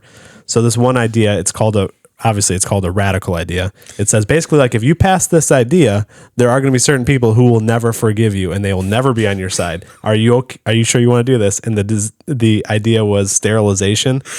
And it says to prevent future crimes, we will ensure hardened criminals do not reproduce and further their deficient stock. Oh, so basically they're just going to castrate hardened criminals. Damn. And I did not pass it. But I sent it to Cam and I said, should I do it? Boy, he didn't pass it, but I bet you he put that in his drawer marked. We're gonna park that one over here for today. Listen, I got Pilgrim's name written all over. If they get out of line one more time, they break one more industrial plant. They're like, you want to shred this idea? No, just keep it in this drawer. Tuck this in. Just keep it in this drawer here. We'll revisit that in the future. So anyway, that's that game. It's fun. I like it, but it can get heavy at times. I might finally tap in. I might finally play it. I might. I think that's enough of the video games, man. Y'all got me. After talking enough about that, I'm done. I'm good, man. Like, The last game I was going to bring up real quick, and I'll skip over some of these, was that Split Fiction game that you just mentioned a couple minutes ago. So Cam bought this new game. It's the same company that made, same developer that made, what was it called? It Takes Two. It Takes Two, which won Game of the Year a few years ago. Yeah. Which was a 100% co-op game. You had to play the game with someone else, and my wife and I actually play it. Again, that's when I do adorable. things with my wife, it takes forever. So we started the game like 3 years ago, and we maybe got 3 or 4 hours in. She's not good at video games, and you have to work together in this game.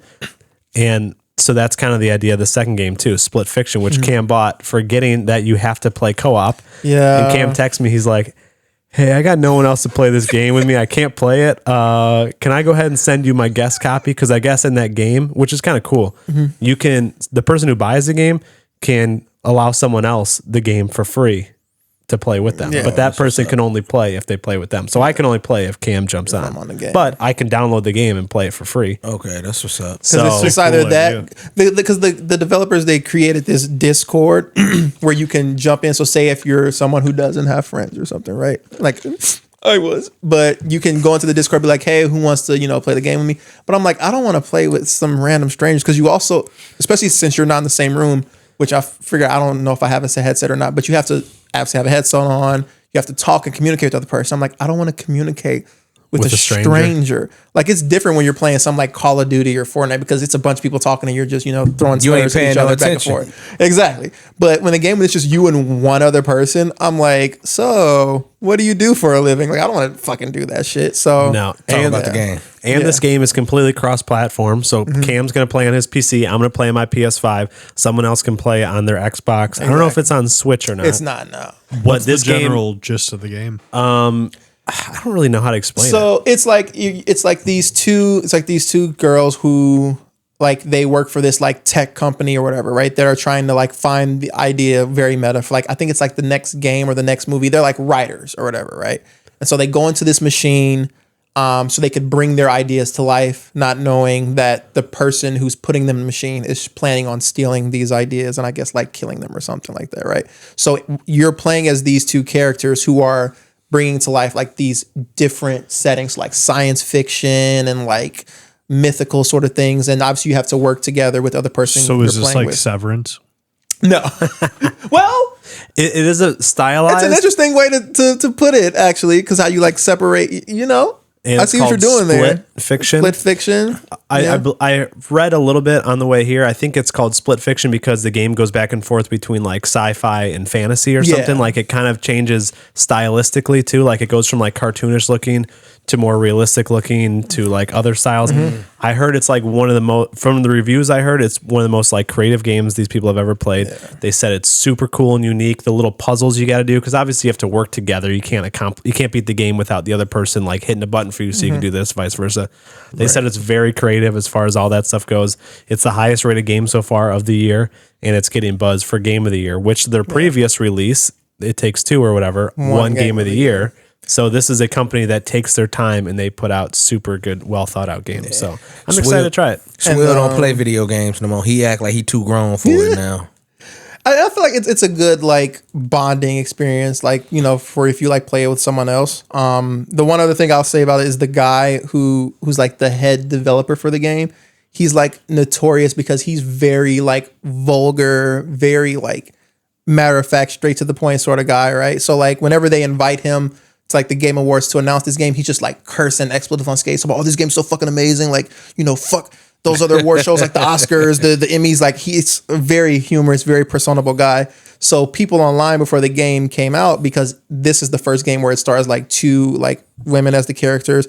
People online, they were trying to start controversy. They were like, why do we have to do this? And the guy, because he has a really rough accent, he's like, oh, well, first game you play as two guys, second game you play as guy and girl. This one you play as women. I don't give a fuck what your genitals are. I don't give a shit. And so people were he's like, just play the game. It's a great game with great characters. Wow. So people are like, and that is all that fucking matters, bro. Like, it's Cam's like, it's a great as long game. as I can see the genitals. As long as someone can modify this so they can scissor. Then I will tap in, which I will be looking into before we play the game. Wow. But yeah. All right. Before I leave, because I do have to leave a little bit early, I did bring snacks. Now, granted, they are cold.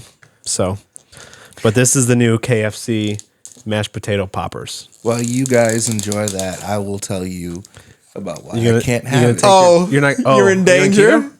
So, go ahead. Oh no, go ahead, pass. You them don't around. want it because that's going to can't. determine how many I grab. You Yeah, can't have it. no, I can't have Okay, it. all right. What So you we'll all do? get two then. I went to the Take doctors two, pass and it down. I'm generally like afraid of the Give Cam the lid doctors. so he can throw it to Greg. I don't know why. Throw it. Yeah, you can cap the last two and toss it. I don't want it to pop open. If That's you gonna put the lid scare on me. That's gonna scare me. Whatever. Do whatever you want. That's gonna scare me. Continue. Anyway, I'm sorry. so I go to the doctors and I just go for a general checkup, and it's nothing crazy. I just I haven't had insurance for over 10 years. Finally got it, so I'm like I'm gonna use it. So yeah. Car business, you don't get insurance. So so I go and I'm sitting there and filling out the paperwork, and I'm generally just nervous. I go in the back room and they're like, "Oh, we're gonna take your blood pressure." And she was like, "Do you know? They just go down the Rolodex of things that you know about your health and that you don't." And I was like, "Yeah, I've had high blood pressure before, and I was medicated for it, and yeah, I ran out of medication because I didn't have insurance and blah blah blah whatever." She was like, "Oh, okay, yeah, it's okay." She was like, "We'll just take your blood pressure." So they did, and my blood pressure was literally 240 over 130. What Holy the fuck? shit. Yeah. Did they take you to the hospital immediately? No, they said they were like, well, They said, "Sir, you're clinically dead." they said, Sir, you're a balloon about to burst. Bro. yeah, they were like, "Are you okay?" And I'm like, "Yeah, I'm perfectly fine." And they were like, and I felt perfectly fine, like completely fine. Did you say 240 over? Over 130. Yeah. Holy shit. Well, now I'm that's a scared. stroke. Now I'm scared to pop this in. Yeah, well, I mean, so she was like, "Well, what we're gonna do is like, it could be that you're just really freaked out right now," and I'm like, "Yeah, I'm kind of freaked out." You're like, well, yes. That's not helping. Oh, yes. So she was like, "Well, why don't you come sit up here?" And I sat up on the thing, and I just laid back, and then they just left me in there, laying down for like maybe 15 minutes, and then when it came They down, brought a coroner back with them. So, oh shit, he's alive. well, Is this guy a large when bag? when they or- came back, it was like 180 over 90, which is still high, but it wasn't that. But it high. wasn't Yeah. that high. Okay. So what they said was, they're like, "Well, it's high," and I was like, "And you guys, you could tell me if you've heard this before, but I was told by one of my OGs that black people operate at a higher blood pressure anyway. we do. We generally operate around like 165, 170. Yeah, we do. Because the measurement, the metrics of blood pressure, or however it was measured, was originally taken by the Amish, and they live pretty simple lives. Black people are just known to have we're more popping than that. You guys go ahead and enjoy your I'm screaming. Try it. But anyway, so Glad it's not fucking 240. yeah, well, he told me he's like, if it would have stayed at around 220, we would have told you to go to the hospital, but it came way down. And then he gave me my medication today, so I took that. But he was like, you probably have to pee a lot, but besides that, and the cool thing is with the guy that the doctor that I had, he actually acknowledged. She was like, blood pressure medication changes depending on ethnicity and race. Whichever one, your background. And he said certain things work for white people that don't work for brown people. He was like, so here's what I'm gonna do. I'm gonna put you on this, and then that was pretty cool to hear, because some people may acknowledge that, but I mean, here's a brown doctor telling me like, hey, like I know for sure this works for certain types of people. So that was cool. So those death nuggets that you guys are eating, what do those taste like?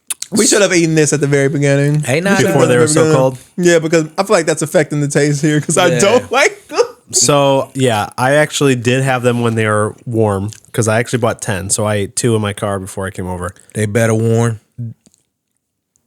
Not really. Not really. Not much better warm. I think they're just so plain. That was like my Look issue like with they a them. little bit better with Where do they come from? Where do they come from? Well, KFC. there's another one available over here if anyone wants it. No. I'm gonna tell you something about punk ass KFC. KFC is the nastiest chicken that you can buy. KFC, out of fast food chicken, KFC reigns. bottom tier. The only thing they got going for them is that good ass chicken sandwich. That chicken sandwich is different. In fact, that if you got to get it hot, don't let the life expectancy on that chicken sandwich's goodness is literally maybe 12 minutes. You got 12 minutes. If you don't scarf that before you leave the parking lot, It's gonna be a soggy mess. But besides that, there's nothing that KFC does well. Popeyes got them wiped down. Zaxby's, I hear, got them wiped down. I also hear that Jollibee's has got them wiped down. I know for sure Church's has got them wiped down. I mean, I know them your boys. Yeah. But you love you some The Kentucky thing you're Fried. talking about on blood pressure, my wife, she takes blood pressure pills. Yeah. Just because her blood pressure be like through the fucking roof. At one point in time, it was through the fucking roof. At all times, it was like 190 over 87, 200 over 90, or at one point in time it was like 215. for no reason too. Yeah. I tell my doctor not to reason. tell me. Yeah. If I die, it's my time. On the edge of glory. See, this is why niggas don't make it. Listen, the amount of bacon I eat every morning before I leave for work, but I know it's only a matter of time for my heart just says enough, and then that's just it for me. I had I didn't have any close calls, but I just That runs in her family though. yeah, mine too. So Today I had for dinner because I didn't really eat anything during the day, but I had beef, like ground beef with broccoli and cheese. Oh, Yeah. So I think they should And the have thing is put- like I'm not like a food guy, but Steve, I gotta go. Remember? yeah. So anyway, to finish up real quick with the potato things, I think they should have put like garlic, jalapeno, cheese, something in it. I think they were just kind of plain. That was kind of my issue. Yeah, it just feels like I just ate a hash brown where the inside was just mushed up. Yeah, it really was. It's a base, and then you add like they forgot some ingredients. here's 3 jalapeno ones, here's 3 garlic ones. Like, do they Yeah, give you? garlic, cheese, jalapeno, something. This is gonna sound gross. Is there like a gravy dipping sauce? There is. Yeah, there is. But it's just a regular gravy. I'd rather have would the, say throw some gravy on that damn shit. It's I'd just rather have regular gravy. the broccoli cheddar bites over these any day. Yeah. And then the last thing I want to say about food was, and I know you tried them, was the new Wingstop tenders. Tried them too, they're good. Are they good? They fire? See, now we're about to disagree. Oh gosh. Now I gotta try I 'em. feel like am I in the middle? Because I do agree with his complaint. He wants more crunch, right? No. My complaint was too much breading this time. Yeah. There's Really? less chicken. I think they just tricked us into giving us less chicken. No, the ones I had was all Putting all juice. The Wingstop. Wingstop changed their Yeah, tenders. they Tenders. changed their tenders. Yeah. We just talking about the regular ones, or we talking about spicy ones? No, they're just their base tender. Not the flavor, like literally like the breading on it. Yeah. So they used to be like very lightly breaded, and like kind of like their wings, I guess. But now they have like, when I bit into it, I could see inside of it, and there was a thick coat of breading around it, and then a gap, and then the chicken. So I think what they did was they were like, "Hey, chicken prices are expensive right now. How can we get this down? Stretch it. Let's cut these chicken down by 15-20% and let's put more breading on them and say it's a new version of it." That's what I think they did, because when I bit into it, I'm like, there's less chicken in here for sure. And the breading was so thick. So I joked to They were Joe, I was fine, like, but- I had a chicken sandwich, but it wasn't even the chicken sandwich because it was all that bread. Because it was just. The thing is, I still liked it though. the That's taste was thing. was Yeah, the taste no was problem with taste the taste. was good. It was but just the one could I tell had there's less had chicken. a lot of breading on it. I'm like, I see what you're doing. Rick Ross, come here. Come here, Rick. Let's talk. I see what you're doing. And I'm not a fan of it. What do you say? I'm gonna eat it. I mean, I still love Wingstop. That ranch is unbelievable. I'm gonna get it anyway. Like $10 for a cup of ranch at Wingstop. Oh my god. All right, nigga, go take care of your kids. I gotta go. I gotta go pick up my baby. Yes, please do. Well, it was lovely to have you here. So. Yeah. Thank you. I enjoy it. I will check out the rest of the podcast when it airs. Sure, man. Yeah, sure. I got to hear about Yeezy. Yeah, so we will get into that. Because I want to know where you broke on this. I want to know what broke you about. Oh. This is amazing music. This is They ain't let us sing. We pass on the settlements. This is amazing. This the album. Yeah. Which track is this? The first, second? This is how it opens up. This is how it opens up. I go where they never can. Bro. I float, I'll never land. Shout out to Yeezy, man. I felt nothing. Here's the thing. It's like when I listen to it, which I had to look up afterwards because I'm like, this doesn't feel finished. And he says it's not finished. He says it's like, I guess he said it's like living a album. rough cut or something like that. Yeah, where he said even some of it is like AI vocals or whatever. So a lot of it's not even. So I was like, this feels like somebody went on ChatGPT and said, give me a Love Lockdown Part 2 Kanye album. Oh wow. And then the ChatGPT was like, here you go. It's 808s mixed with Secret Fantasy. Mm-hmm. Yeah. And I'll tell I'm sorry, you this. what's Secret Fantasy? Dark fantasy. What beautiful dark twisted fantasy. And I just agreed with you too. I was like, yeah. And I was like, that fantasy wasn't a secret. I was like, what the fuck is Secret Fantasy? The thing is if you sit there and you hit the lights and you turn this shit on, bro, this shit is an absolute vibe, man. Like Kanye continues to innovate music in ways that we aren't ready for. He's always 3-4 years ahead of what your ears are okay with hearing. That's the premise of Kanye. That's why people love Playboi Carti. Playboi Carti is just and just rock version of Kanye. Really, that's all he is. So, and I understand that Kanye went and said some shit this week. He said a lot of things. He said them kids look like the R word. Which it's wild because I know, and you know I'm obviously a big Beyonce fan, right? Mm-hmm. But the thing is, the reason why I didn't care, about what he said is because I'm gonna let you get away with that one. Listen, the reason why I didn't care with what he said is because I'm like, he said worse than this, so that's why it's like I'm like, yes, there was a little bit of blowback about like the Nazi stuff he was saying a couple weeks ago, but I feel like people are giving what he said about Beyonce and Jay-Z's kids more blowback.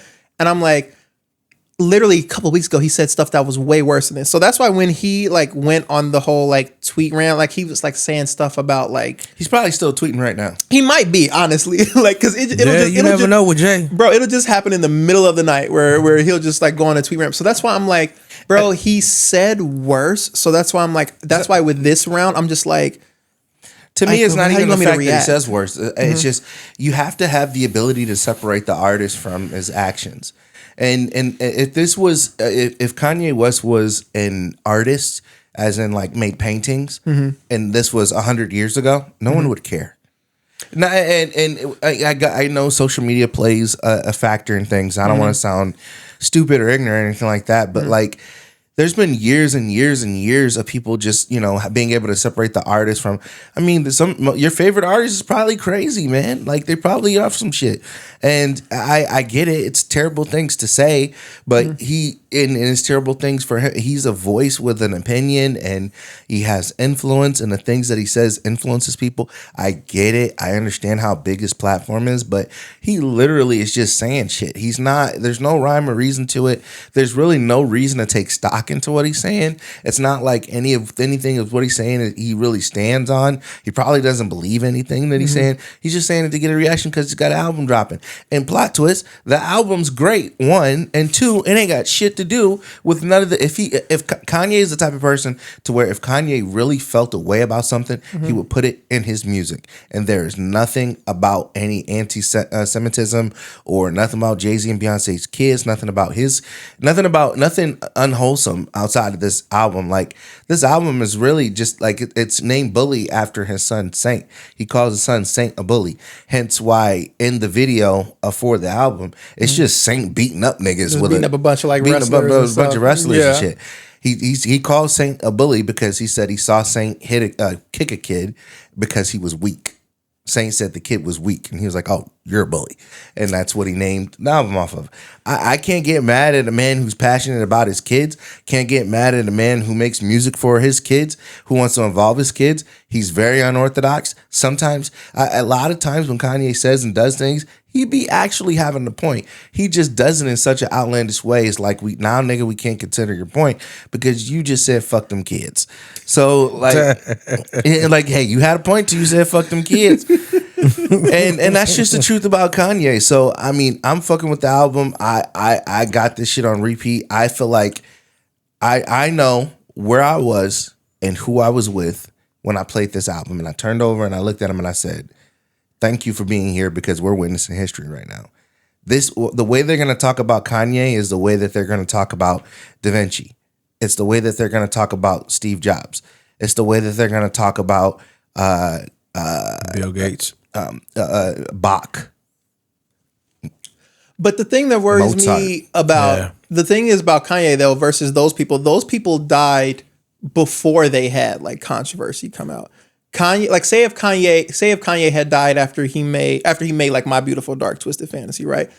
Then people would be like, oh my gosh, like look at everything that he did, blah blah blah. But with the past 5-6 years, the music aside, I feel like he's been tainting his legacy to the point. Like for example, with the album, I didn't even know this album came out until you told me. Well, the thing is with Kanye, didn't nobody know he was dropping this album. Until like if it was like 2-3 years ago, maybe not even like. Yeah, I'll say like 2-3 years ago, like people would be like, oh my gosh, like I'm anticipating. Like remember when Kanye did the thing where he'd be like, oh, next week's gonna come out. And then it doesn't come out, people like, oh my gosh, when are you gonna like drop this thing and like talking about him every night? Life of Pablo was the last album that he had. Like a traditional release? Yeah, traditional release where we knew that it was the last album that where he was automatic. Mm-hmm. When I'm Kanye West, I put something out and it's automatic. Right. When he went to the Hills and he put out all those albums, the Push album, the Tiana Taylor album, the Nas album, then there were all 7 tracks, the Ye album, Kid See Ghost album. That at that point we understood that was great music. That Tiana album was great. Even though it didn't get a lot of acclaim. Oh, it didn't get a lot of buzz, yeah. It Rose in Harlem, Three-Way, all them songs. Them were hits with Ty Dolla $ign. Those were hits. That Push album was fucking crazy. Mm-hmm. That Nas album, it was Nas fought those beats. But it was some tracks on there. And I skipped past Ye and Kid See Ghost. I get it, but after that, there was a bit of a fall off. And then every once in a while, Kanye will remind you why he is the best producer to ever live. And Donda was one. I was about to say, I know Donda 2 was not. Donda. Kanye West is the only artist. Kanye West is the only artist outside of Kendrick Lamar where I turn their album on and I go, wow. Like GNX, I was like, wow. The last album I bought from Kanye West. Oh gosh, wow, damn, boy, wow. Was it Life of Pablo? It was before that. It was the one with the heart on it. Yeah. It was 808s and Heartbreak. That was 2007, 2008. That was the last album I bought. I ain't gonna lie, that album right there was banging. And the thing is that album set the precedent where Kanye West's music was consistently 3 or 4 years ahead of what you were going to be hearing. Life of Pablo had hits, but Life of Pablo had hits that hit 3-4 years later. Right. Same did 808s and Heartbreak. Wasn't when he released that, when he released Yeezus. Like when he released Love Lockdown. Hit. I remember people didn't like Love Lockdown. Yeah. I think I was the only, well, not obviously I wasn't the only one, but I loved Love Lockdown. I was like, that shit was banging, bro. I like this song.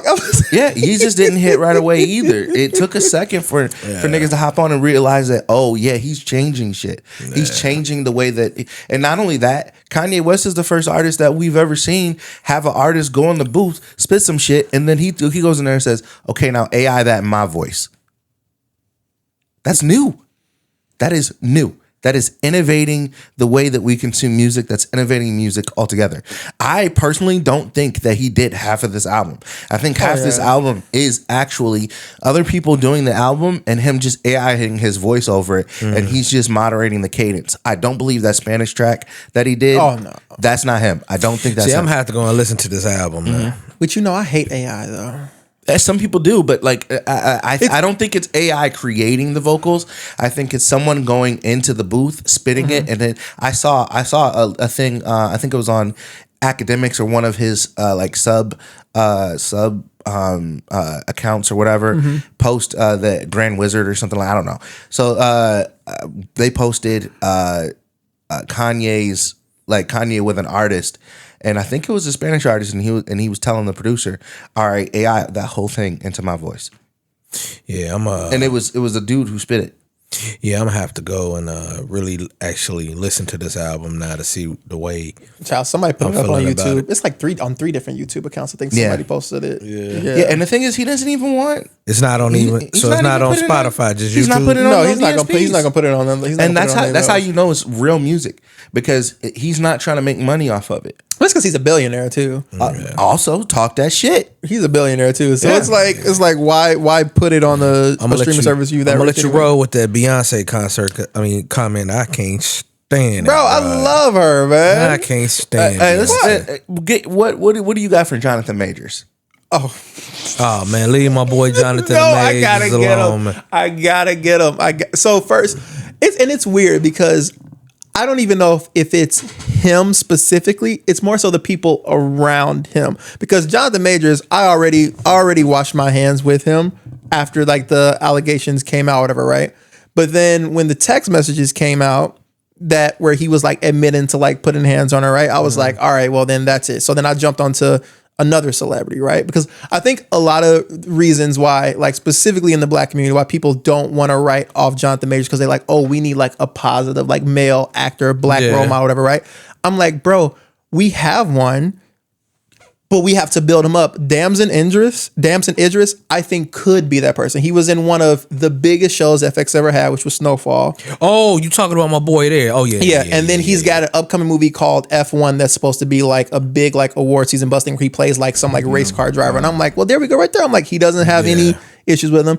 Then you have this guy. They Aaron, like Michael B. Jordan. Michael B. Jordan good too. which he about to catch it from me. Michael B. Jordan's about to catch it from me only because 3 weeks ago, somebody asked Michael B. Jordan because he's got a movie coming out called Sinners, which looks amazing. By the way, hell he yeah. plays like the twin brothers or whatever, like Ryan Coogler, I think, directed.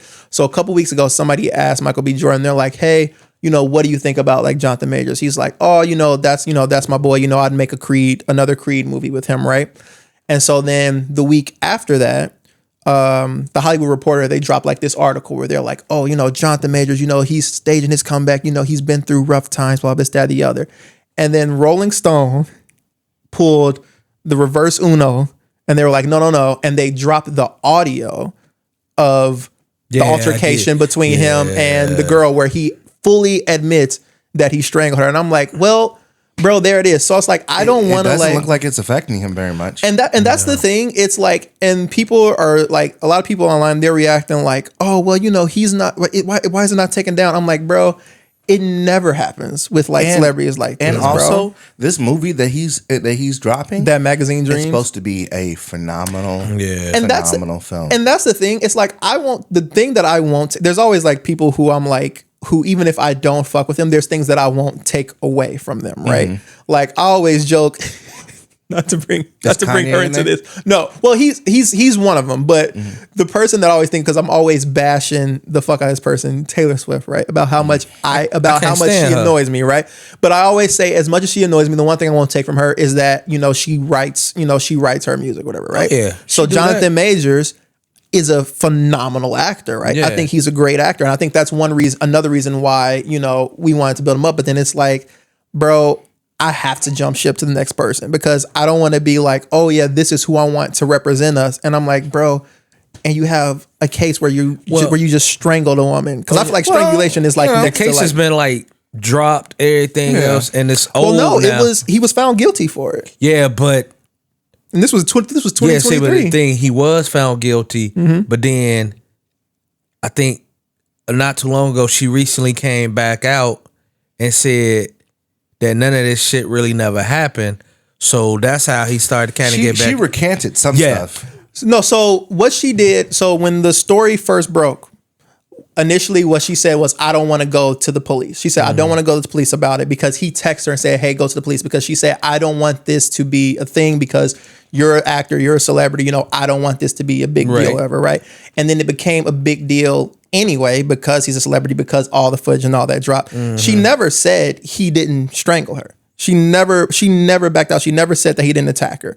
And then not even just her, but you have pretty much, I think 3 of his exes came forward. Said you have people that he worked with on sets before saying that he was like a super like violent, super aggressive guy, that whole sort of deal, right? So it's like when you have all these people saying that's a bad person, and then you have him admitting to being a bad person, it's like, bro, at that point, like I can't put you on our pedestal, sort of Let me deal. play something for you real quick. What you about to play on here? During the week of your film's release, how did that make you feel? I was so grateful They asked him that about the I leak. had done my work, you know, and continue to and I'm continuing to do my work. I can't speak to it, but obviously, because you're talking about it, you know, there were vibrations. The music. you know, reverberations, same as everything before. Did he say vibrations? But I was happy I had done my work. You know, Dams and Indris, come to the front. Wait, Well, here's the to the thing, front. though. Or Aaron Pierre, This I nigga guess. started talking about You vibrations. do know you do know that when they went to court, that everything that he did, they submitted, but the shit she did, they never submitted any of the evidence in court for what she did. Why? What did they say she did? No, she did some shit to him. What makes you say that though? Man, bro, they had footage of her You talking about when she was like running down the streets? all the fucked up shit she literally did. Running down the street, not leaving when she was supposed to. He asked her several times to leave. When all this shit, and there was a black man that said, "No, we not submitting any of the evidence against her," and they threw all that shit out. So it made me seem like they was out to get him from the get-go to make him look like he was a bad person. But that the video of her running after him, that happened in 2023. The initial choking incident that they submitted was in 2022, so that was before that. Yeah, still though, but it's like, here's the thing. What did she say to make him joke? Don't even be that. But that's even if, and this always, I'm like, even if she said something, even if she called him a bitch who can't act, it's like choking somebody. You're choking somebody because you're cutting off their circulation. Yeah, That's literally like you're trying to murder somebody. You ever choke somebody out of anger? Out of anger? No. Have you? No. No. You know how angry you gotta get to be like To put your hands around somebody? I'm just saying though, die, like, nigga. I ain't trying to put him on too much of a pedestal, but what I'm saying at the same time though, man, it's just like, bro, we ain't got to try to tear him down neither though.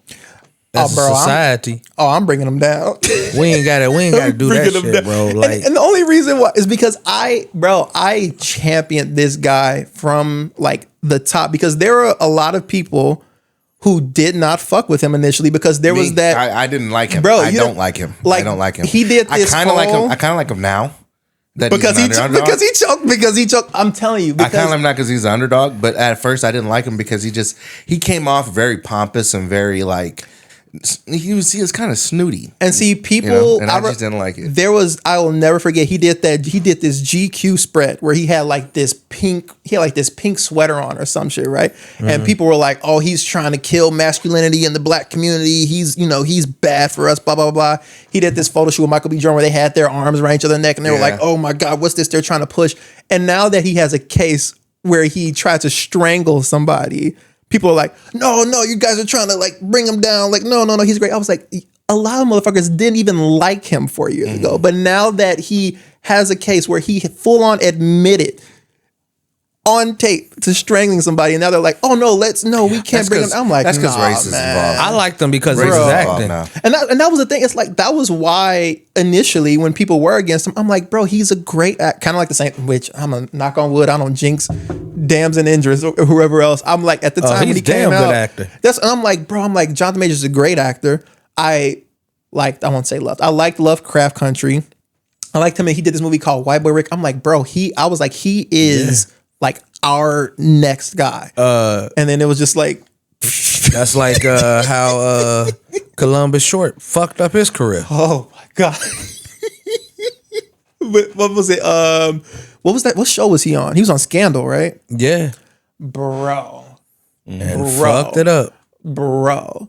Do you know how many times I'm sorry, just really quick. Do you know how many times I watched, what was that movie he was in with Chris Brown where he was the dancer? Stump the Yard. Do you know how many times That's I a good-ass watched movie. Stump the Yard when I was a kid? What the fuck? You could have told me he was gonna be Will Smith. Okay. Yeah.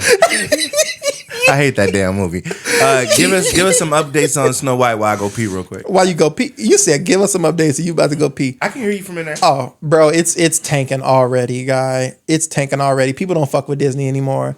Like, So what is it tanking on? Like, what's the so the reviews are bad. The reviews on Rotten Tomatoes right now, it's sitting at a 47%. So there's that. And then the other thing a lot of people are pointing out. So a lot of times with Disney movies, especially like these remakes, like the most recent one, like Mufasa, whatever, right?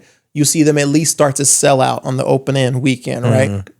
So the movie, I want to say, took about 150 million, 120 million to make, give or take, right? So for a movie like this to be successful, like in the long run, it has to make at least 100 million back on the opening weekend. right? They're projecting right now it's only going to make 20, 30 million on the weekend, opening weekend. So to put that into perspective, Mufasa, Aladdin, like that Lion King remake, Beauty and the Beast, Little Mermaid, all that, they ended their entire run somewhere between 600 million to, I think Lion King made like $1 billion or something, right? They're saying that this movie at the end of it all probably won't even get its budget back. So they're saying between the bad reviews for it, between people just flat out not going to see the movie for whatever reason. I mean, I'm going to go tomorrow. I'm not like excited, but I just go to the movie every week any fucking It way. looked like it's too more musical than anything. Bro, like, and then you have the 7 dwarves, which just look terrifying. Yeah. Because I guess they used CGI, Yeah. and I was like, bro, I'm sure you could have found like And some they short people said to play. they, You know some little niggas. and they saying and they also saying it's not a traditional Snow White. They kind of Exactly. They said they changed it up to like They made- modernize it. I Yeah, and guess. it made Yeah. Snow White look like a boss babe. Exactly. What the hell? No, yeah, they said they made Snow White look like more a boss babe, not the damsel in distress where Right. she didn't have to be saved. She was more Right. doing like I'm looking like. So that's a red flag right there. Bro, and you've got, so I guess the actress from who plays like the evil queen. So I've only, again, I haven't seen the movie Oh, yet. that's Gal Gadot. I've Yeah. only seen trailers for I it. like I've seen her, though. clips from it.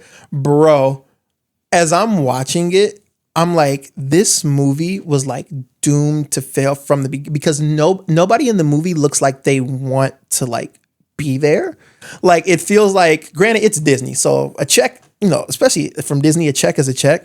But you can tell, like looking at the movie, like, oh, all of you are just here just to get paid. Like none of you feel like, oh, we want to make a good movie. We want it to be entertaining, you know, and it's for the kids. Like we want to make something good for the kids. I'm like, bro, you all look like you were just like, oh, Disney called, whatever. Just put me whatever costume you need. Let me make this quick buck. Yeah. And they're not about to make a goddamn. I mean, because when you look at the chick that's playing Snow White, it's cool, but when you look at her, like I can give two rats ass about the color of her skin, anything else, but you just look at her like, you don't look like the perfect person to play. They don't Snow wanna White. be here, bro. And then honestly, you think about it, it felt like it was rushed because all of a sudden Snow White movie come out. Normally, you hear about these movies coming out, Like they build up to it. and I don't feel like it was no build up to it.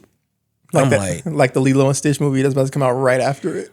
right. So this is like a build up to Lilo and Stitch, and I seen the thing, and I was like, look like they kind of kept to the original of the cartoon. They maybe changed a little bit here and there, but other than that, they kept to the original cartoon. But I'm looking like Disney.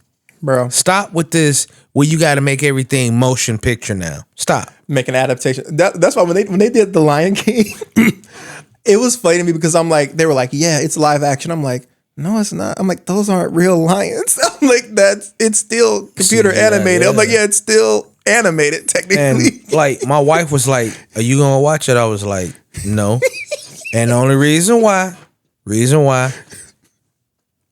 Beyonce was in it. I was Listen, like, I can't fuck with it bro. because she fucked up Elton John's song, man. Can you feel the love tonight? That She song was fucked up. bro. Well, okay, now here's the thing. First of all, it's both her and Donald Glover singing on the song. And they fucked the song up. And they both, it's like, first of all, I can't take y'all even though they're lions. When I'm watching it, I hear their voices and I'm like, I can't take the two of you serious, like looking at each other in the booth, singing at each other. Because isn't Donald Glover, I don't know how old he is. Isn't Donald Glover he's like in his 30s, right? I feel like Beyonce's like in her 40s. I just can't see them as being romance. So them singing to each other, I was like, I can't take this serious. And then Mufasa. Mm-hmm. I don't want to go see that because you got to have her in it and you got to have your fucking daughter in it. I'm done. To be fair, they're only in it for like because most of the movie takes place in the past.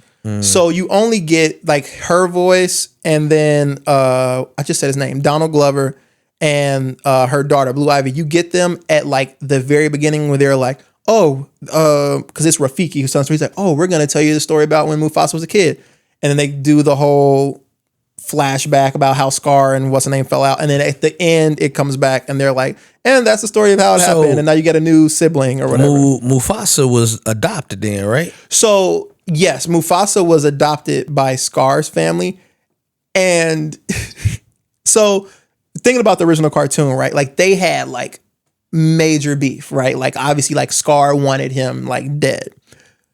Do you guys want me to say what their whole beef was about? Do you want me to explain what that is? You can go ahead. I don't care. They fall out over a girl. I kind of figured that. Their whole beef is because there was this chick that Scar liked, but she didn't like him. You playing? I swear to God, she didn't like him. She liked Mufasa. No, you playing? And so you Scar, lying. It ain't Sarabi, I know you lying. I kinda figured. I know you lying. They went back and they took Lion King, a wholesome story, and made it about two niggas fighting over a bitch. I know Literally. you motherfucker Over Sarabi. lying. But what's the funniest? Over some lion pussy, you are lying. But the funniest part about it is so Mufasa knows that Scar likes her, right? And so Mufasa, he's trying to, like, oh yeah, but she's like, okay, no, I don't like him. I like you. And so Mufasa's like, well, all right, I guess. And Scar's like, I let you in my family. And that is, I kid you not, there's no sort of thing about like, I deserve to be king more than you. I'm stronger. There's nothing like, it's literally just, she likes you, doesn't like me. I don't fuck with you no more. Well, how does it end up that he's adopted and he become king? So Mufasa gets like separated from like his like family or whatever, right? So he gets separated from his family. And at like towards the end, he gets reunited. I think it's with his mom. Only one of them ends up like once he gets like older, he gets reunited with them. But Scar's family, because he's not called Scar at first. I can't remember what his name is. He gets called Scar because, of course, at one point him and Mufasa fight. He gets scratched. And he's like, "No, I'm gonna go by the name Scar," which also I was like, "Oh my god!" But his family also don't really like him. Like they like Mufasa. They're like, "Oh, he's much more noble than you." All this, that, the other. So they are the ones who are like, "Hey, he's gonna be the king, not you." But the thing is, when that happens, when he finds that out, he does it because that's when I thought like, oh, this is when he's gonna be like pissed. But he's mostly fine with it because him and Mufasa like each other. He's like, yeah, that's fine with me, blah, blah, blah. But then as the movie progresses, they spend time around Sarabi, which is a funny name because I kept thinking of Sriracha and Wasabi. Over literal pussy. Some because they're cats. Pussy. Literal pussy. So they start beefing. And then that's when they get into their whole fight. And then, he scratches him and as he gets scarred, he's like, I'll never forgive you for this sort of deal. And then goes off into the Badlands. And I was like, over Sarabi? I said, this? Like, if I were, because the thing is, because Simba, like in the flashback, Simba and them, they aren't in the cave with Rafiki. Like, Rafiki's telling the story to like their daughter or whatever, right? So I'm like, does Simba know this? Because if I was Simba, And I found out that this motherfucker he killed my father. He tried to kill my entire family. I said, all because he wanted to fuck my mama. And she said no. I'd be like, everybody got to die. I said, this whole bride got to die. Where does Scar's family go to? So it's just a natural, like, as they got older, they like died at some point. Because Scar, he just leaves. He just goes off into the Badlands. Like, you obviously just, I guess, where he starts like with the hyenas Mufasa and all that. runs the pride. Exactly. And then at some point, every now and then, Scar comes back and he like hangs around like, oh yeah, blah blah blah, this, that, the other. Drunk and I'm uncle. like, bro. Love me. What? No, you know what? I ain't even gonna ask questions because I already know they in the works to make a what's that? I'll make another one. No, to make a live movie of Beauty and the Beast. You know it's coming. Oh, bro, they already did. That was the first one they did. It's like, what was that? 2013. It was so far back. You don't remember the Beauty and the Beast? That was the first live action. First one they did. Yeah, let me see what you're like. That was like, I want to say that was 2013 because they did. Now I heard Aladdin was bad. Aladdin was Scary. It was scary. It was. I think that's my review of all these movies. It was corny. Because it was corny. Yeah. You tried to do something Robin Williams did. There it is. Yep. Will Smith, you're not Robin Williams, bro. And it was 2017. I was wrong. That was way earlier. Beauty and the Beast. That was. I swear I thought it was 2013. It was 2017. No, the next one they got in line, and they bet not fuck it up. Which one? It's Pocahontas. They supposed to do a live action version of Pocahontas. Bro. And that's what's interesting. So if they do a live action Pocahontas, my question is, are they gonna do it like the Disney movie version? Or are they gonna do like where by the way, the Pilgrims showed up and I can't say the word. They did certain things. No, they better do the Disney version and they better not fuck it up. Because otherwise motherfuckers gonna be looking like what the fuck? Nah, kill them all. They're gonna take the kids to see it, and you can kill them all. Now, to be fair, there is a scene in the animated one, where they technically, I guess, do go. Like, there's a point where they do all start fighting in Pocahontas. Yeah, because it's like towards like the end of the movie. It's like towards the end of the movie, which I need to. Maybe I have Disney Plus. I'm paying $10 a fucking month for Disney Plus. Maybe I should go back and rewatch some of those animated movies. You only got Disney Plus, bro? Oh no, I have. I'm saying you ain't got the one with Disney Plus.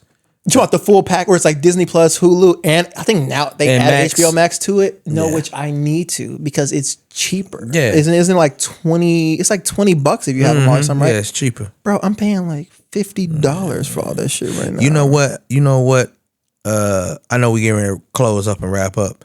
You know what? One anime show I would love for them to bring back because I know they're gonna roast everybody if it ever come back. And I loved it. The fucking Boondocks. Bro. Oh yeah, we'll never get that show again. I thought you were gonna say the PJs. I don't know why. We'll never get that show again. The creators beefed.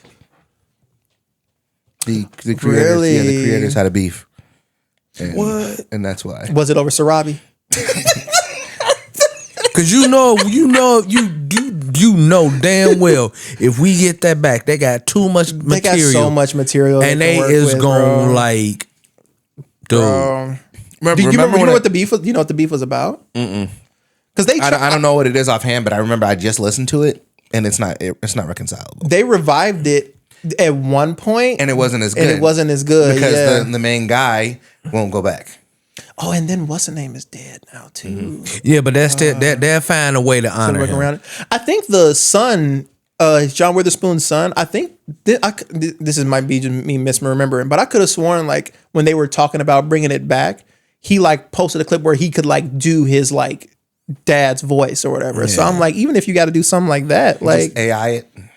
Yeah, they'll find a way to honor it. But I'm just saying they got so much material. They have material. It's just they will roast everybody, man. They'd